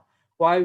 Because we hope there will be more savings to enhance the savings later for the renewables utilization or for helping the affected sector for the COVID-19. Next slide, please. We noted there is a lot of impact currently for the number of sectors. We hope there is a short-term tariff relief approach which support the suffered sector or people to wake up or to wake off the pandemic situation and easing the burden on electricity consumers in paying the routine electricity bills. Of course, this will directly beneficial for the local residential or people in country. Next slide, please. So if we design and done right, the COVID-19 recovery package given the government not only can ease the burden of the consumers, but also be the driver for build back better from the current situation towards a greener recovery and enhance the energy security in the region. To achieve that, we would like to recommend such points. First, maybe we need to draw up national programs for housing, industrial, and commercial buildings. Second, provide tax incentives through tax exemption. Third one, offer small to medium-sized loans for households to fund the purchase and installation of solar energy products. The fourth one, we kindly need to reduce fossil fuel subsidies and switch the subsidies to promote renewable energy deployment. And lastly, encourage private participation in joint projects or produce or provide financial assistance. Next slide, please. This concludes my presentation. This presentation is delivered on behalf of the Executive Director of the ASEAN Center for Energy, Dr. Nuki Agia Utama. Thank you very much for your kind attention. Back to you, Madam Moderator.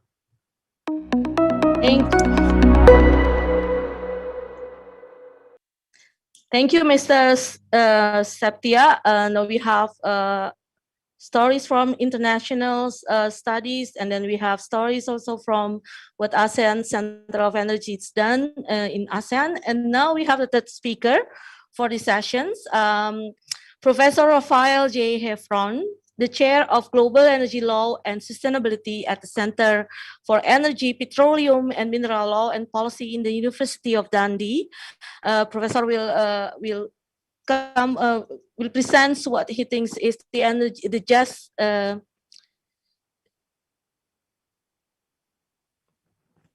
what he thinks as the just transitions in energy policy reform. Professor, you have 10 minutes to present. Time is yours.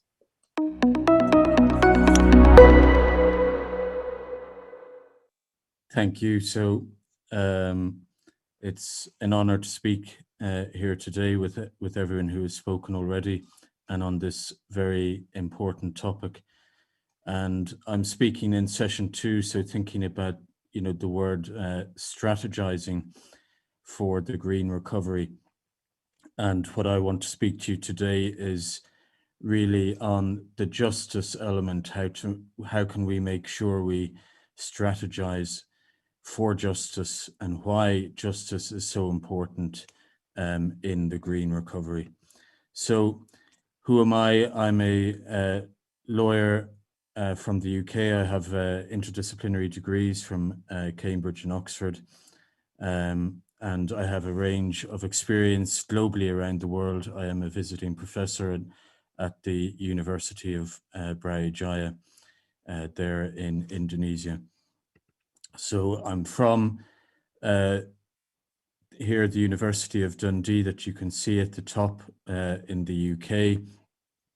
And this is a centre that has been built around, let's say, initially the UK's reliance on oil and gas, and we have been then operating in terms of the energy transition to move away the UK from oil and gas and to think about low carbon and green economic energy and economic solutions.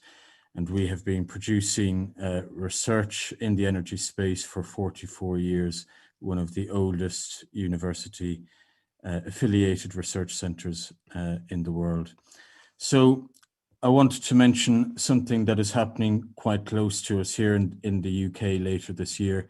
We have the Paris Agreement, a very influential agreement signed by 195 countries and ratified by 195. So there is huge momentum for action on energy and climate issues. And again, this will be visible later in the climate talks, which will take place in Glasgow here in the UK later this year. And all countries, including Indonesia, will be putting forward their plans for 2030 on energy and climate issues. And just to remember what we are working towards here, you can see on the board at the back of this picture, you know, it's about energy independence, it's about preserving rainforests, sustainability, green jobs, livable cities, renewables, clean water, healthy children, etc. So, you know, this is what we are trying to work for. And, you know, all this is encapsulated in ensuring that the energy sector delivers a fair outcome for society. It helps to deliver justice for the different parts of society. And we can see here this iconic image from the city of New York, And we think if New York was going to be underwater, it will be a big, big issue. This is why energy and climate issues are very, very important for policymakers. And we can see these images here from Jakarta itself. And as we all know, Jakarta is expected to be underwater by 2050. The new capital has already been announced and plans are developing for that new capital.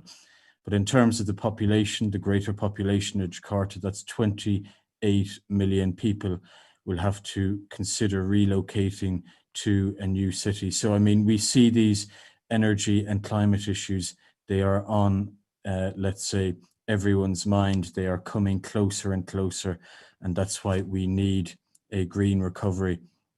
And we need action to happen very soon and very fast. And we in this context, we think about, the issue of what are we going to leave for the next generation. So, in this image here, what are we going to leave for our children? What is the world we're going to leave for them? So when we talk about a transition, the idea is we want an inclusive transition, and we need to spend some time thinking about who are the stakeholders, the institutions that can help deliver this inclusive and just transition. What are the impacts, from a national and from an international, national and local perspective? What types of transparency, accountability, data analysis do we need? And then about identifying transformations, what can politics do, economics and society, and then how we can achieve that fairness and equality in the policy outcomes. So how can we deliver those just outcomes to our countries? So when we talk about justice, what are we referring to? We are talking about distributive, procedural, restorative, recognition, and cosmopolitan. So these are the forms of justice. This is how we make our policies better, and this is how we ensure that we will have a green recovery, where that green recovery is just and delivers societally just outcomes. And just as a reflection, the recent Joe Biden administration, they have appointed someone specifically on this area. They've appointed a professor in law, and she is now the new Deputy Director of Energy Justice at the Department of Energy. So what they are thinking about in the new US administration, again, is how to deliver these just outcomes. And really, this goes back to the message that was said earlier, that when we think of achieving this green recovery, we need to be sending signals to investors. We want investors to come in to Indonesia and many, many other countries. We have to show that there is legal certainty there for the investor to come in. They have to be have the knowledge that they should get a return on their investment. There has to be opportunity provided at a national level in Indonesia. So there has to be realistic investment opportunities for, presented, for example, in renewable energy. And different incentivization tools have to be offered. There has to be a whole range, as many people have identified different ranges, but to look at one of the examples of a neighboring country in Vietnam through their energy auctions has been well documented, the successful system. But the ambition in Vietnam is to have 100 gigawatts by 2030. And when we consider that Indonesia has 400 gigawatts of low carbon potential, there is great opportunity to encourage new investment in Indonesia. And what we are talking about here when we talk about justice is the more you factor in the issues of justice, and you can see in the center of this globe here, there's identified there are 10 areas of, 12, what we identify as 12 justice risks. And the more you accommodate those into your policy, the more you reduce the risk of the investment. So, the real reason you want just outcomes in society, because they will help lower the costs of borrowing finance for these projects, and ultimately will encourage more and more investment.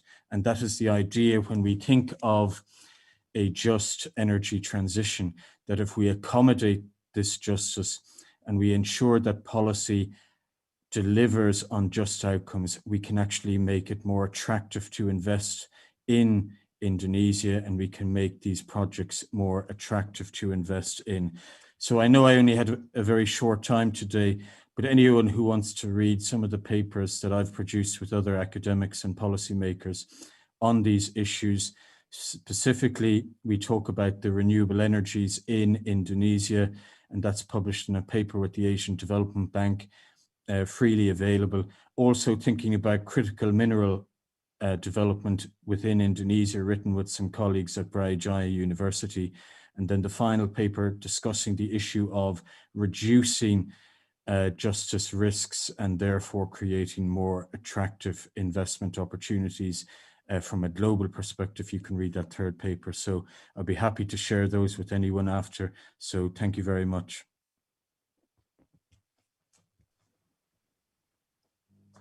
Thank you, professors. And with that presentations, we concluded our presentation sessions. And as I promised before, we will bring some of the questions that you placed in the Q&A box during presentations. We will bring it up through the slides. Pak John, probably you can help on the slides of the questions. That is the good news, everybody. The bad news is that we only have like 20 minutes for question and answer. So your questions probably may not be able to answer. But if you look at the Q&A box, there are some speakers that already reply to your answers directly. So please look at the answer box on the Q&A box as well. So this is the first questions that we take out. The question is directed actually to Mr. Febrio, but because he has already left for others matters, we will request the help of Pak Rudy. Pak Rudy from TNP 2K to help us on answering this question. Question is in bahasa. Pemerintah semua sadar bahwa subsidi ini tidak tepat sasaran dan terus membebani APBN. Tapi hingga saat ini pemerintah belum punya solusi soal distribusi subsidi energi ini. Kajian dan uji coba padahal sudah dilakukan sejak 2019. Sampai di mana pembahasan soal skema distribusi subsidi yang baru ini dan kapan target skema subsidi baru akan diberlakukan. Kepada Pak Rudy, kami persilahkan.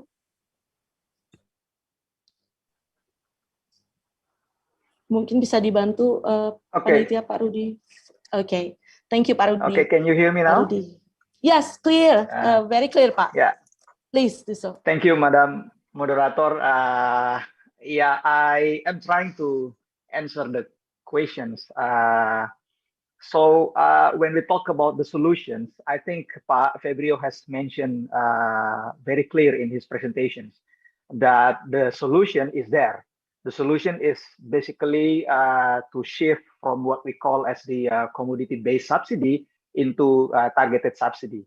So the idea is that to move the subsidy, which is for the electricity subsidy and the LPG subsidy, it is now given directly to per kilowatt hour or per kilogram of LPG, which is creating inequality in terms of access and benefit of the subsidy, mostly for the relatively higher income group. So the idea is that we would like to shift the subsidy mechanism, pulling out from the commodity-based subsidies, and then giving the price of electricity and the LPG subsidy, LPG price based on economical price or market price, and then giving a certain amount of money, non-cash money, to the poor and vulnerable household So they can use the non-cash money to buy the electricity or to buy the LPG. So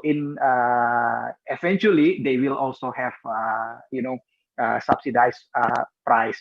But the problem here is that moving from commodity-based subsidy to household-based subsidy or direct subsidy will require a lot of preparations. Yeah, first is that we have to make sure that the database is is clear. Yeah, we already have the DTKS, the household database for the 40% lowest income. Yeah, but we need to make sure that the registrations process for those who are entitled to receive the subsidy happening well.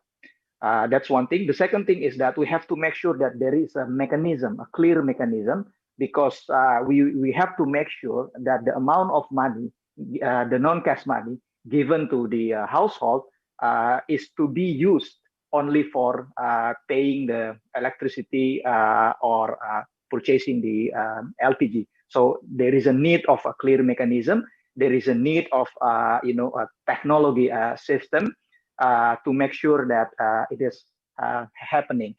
But I'm happy to say that both the database and also the mechanism and also technology are actually available now.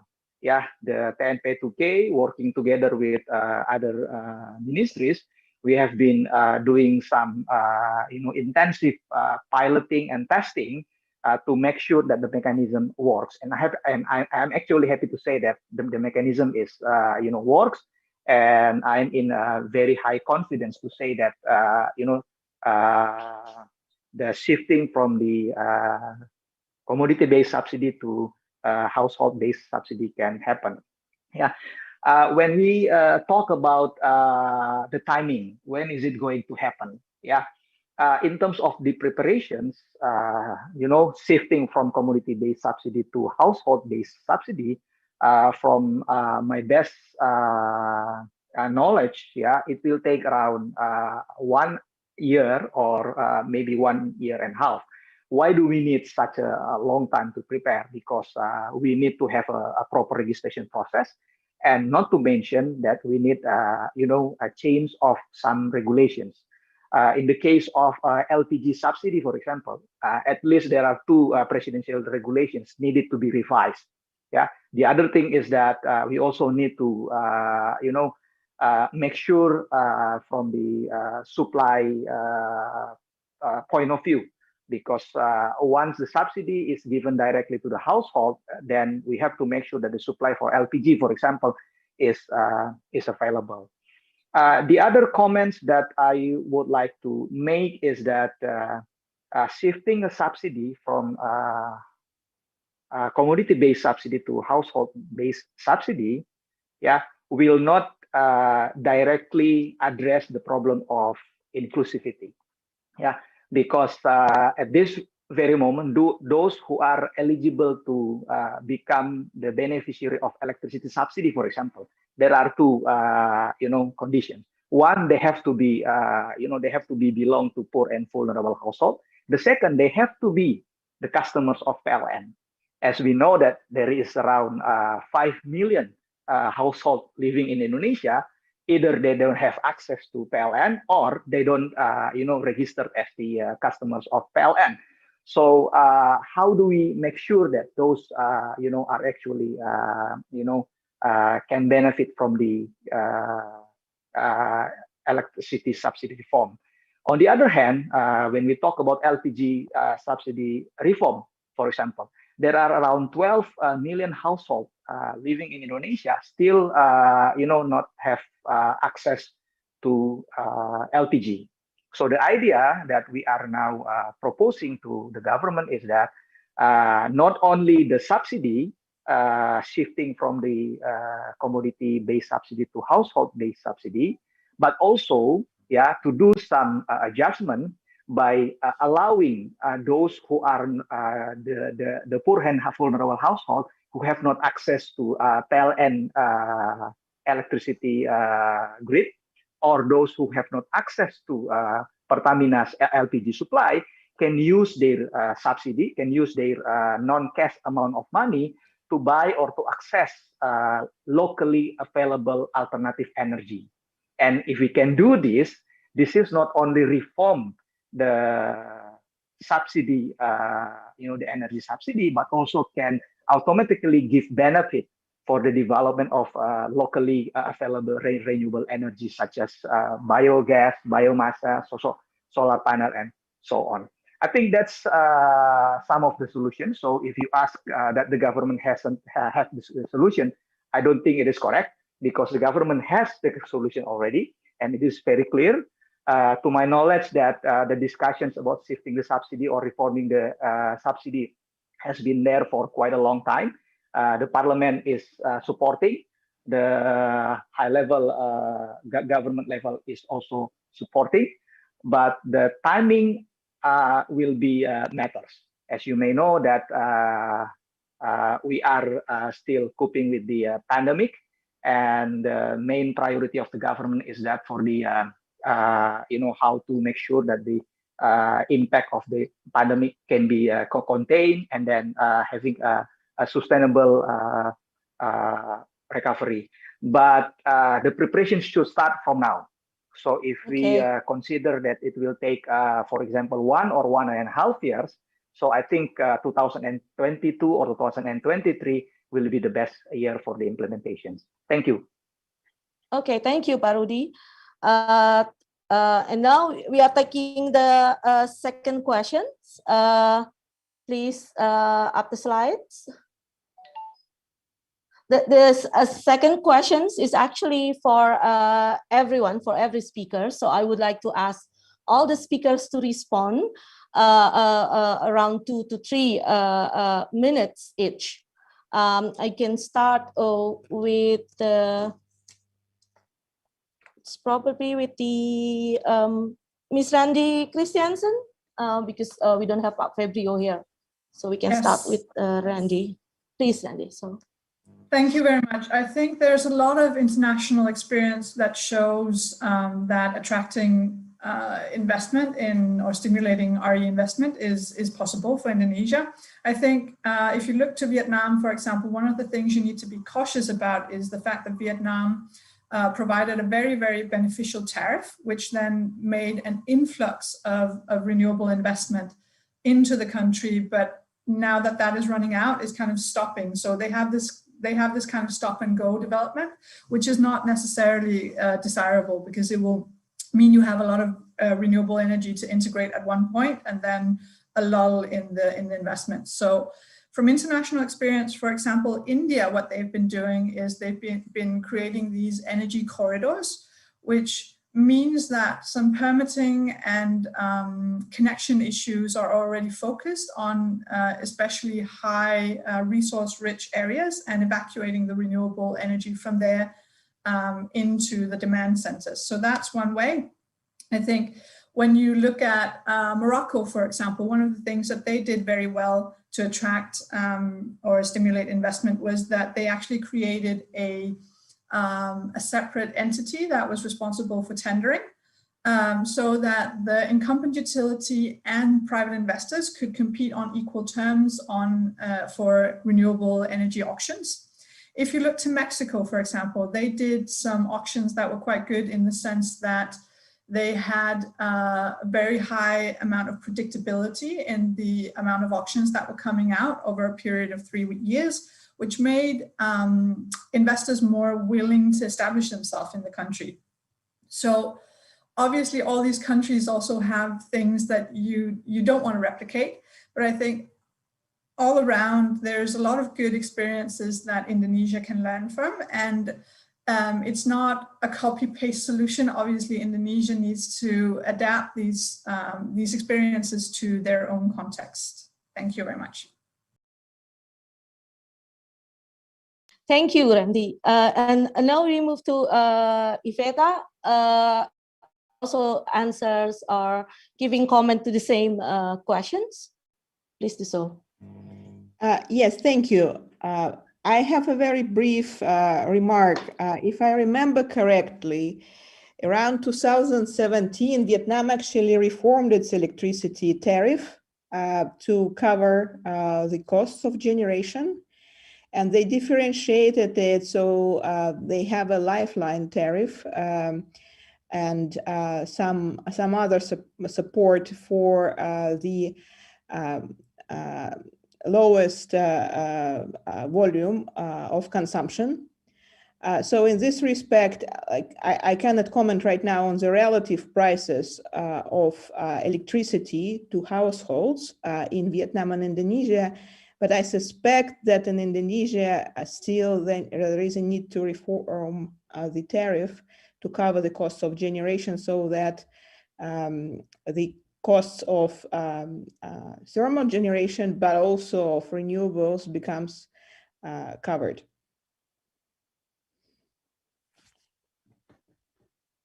Okay, thank you, Iveta. Now I would like to ask Satya. Pak Satya, if you would also comment or answers on this same question, please. Thank you very much, Madam Moderator.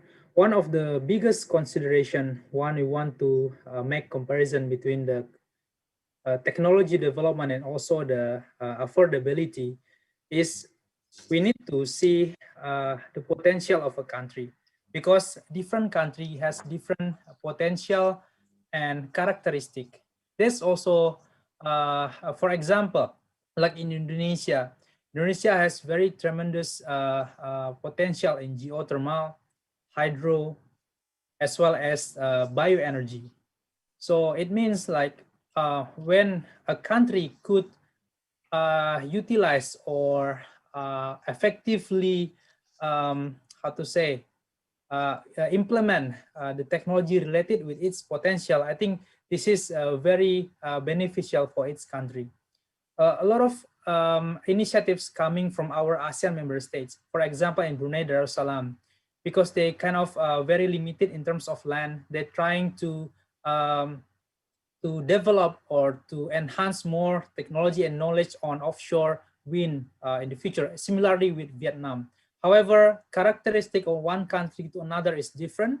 I totally agree we can learn from other best practice coming from different region or countries. However, the best solution or the best situations is only its country who know best about what is need to do in terms of the technology development on renewable energy. Hopefully, this can really how to say shaping the affordability, which beneficial not only for the all community but also especially for the local community in rural area. Thank you. Thank you, Satya. So now I'll go to Professor Hefrons as the same questions, Professor. Thank you, and I'll be very quick. I believe that a wider analysis needs to be completed on, the various options that, let's say, renewable energy can provide for Indonesia. I think there's great potential in terms of looking at the electricity markets and seeing, where over, let's say, a 24-hour time period, where that renewable energy can truly impact upon the system. I think definitely there is some discussion on the cost issue in some of the Q&A, and I think we need to look at the costs over the duration of the lifetime of a project, because what we are working towards here is 2030 energy and climate change goals, and they are backed by the science, and we want to keep the world within a 1.5 to 2 degree limit. And we can see that the impact on a island nation such as Indonesia, the climate change impacts will be greater. So there is great potential in renewable energy. And I think it's about really diversifying the energy mix within Indonesia and realizing the justice impacts this can have on people living in the cities and people living in the rural areas, people living in the hard to access areas, and delivering lower and affordable energy. And what I would say is the costs for renewable energy are decreasing. They have decreased significantly already. They are projected to decrease even further. And until we fully cost existing energy sources, we won't realize how cheap renewable energy is. So I think diversifying the energy strategy and achieving more just outcomes is the strategy to go. Okay, thank you so much, professors. Actually, I just been told that Pak Dadan Kusdiana, the Director General of SDM is still with us.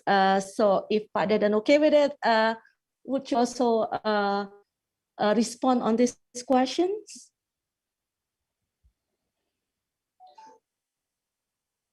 I think he's on mute. So okay.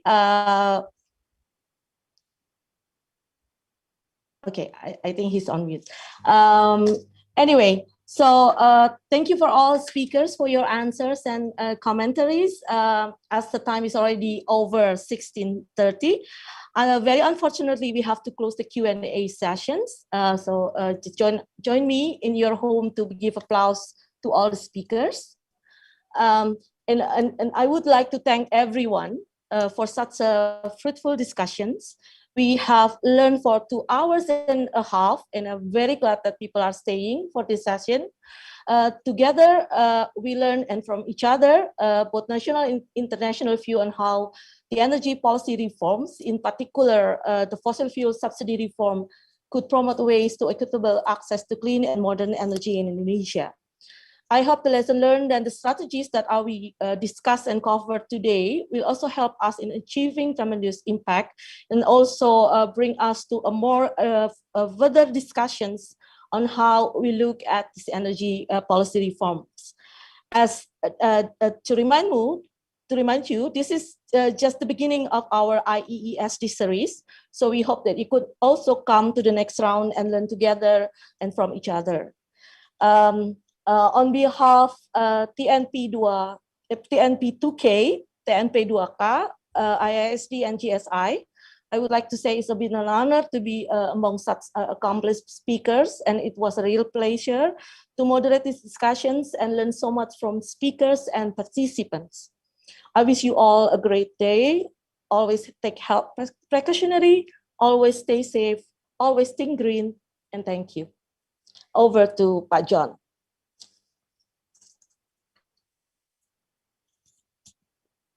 Pak John. Thank you, Bu Moderator. And okay. For housekeeping reminders, we will send the workshop materials by email to the email address that you submit in the attendance form. So as a reminder, please fill the attendance form by accessing the link. And we have fixed the problem with the phone number. So you can fill in phone numbers in the phone number field. And ISD will send you all the materials in a few days after the webinar is over. Thank you for your participation. Bye. Bye. Bye. Thank you, everyone. Thank you. Thank you. Thank you. Bye-bye. Terima kasih semua. Acaranya sukses. Terima kasih, Bapak. Terima kasih, Pak. Terima kasih, Pak.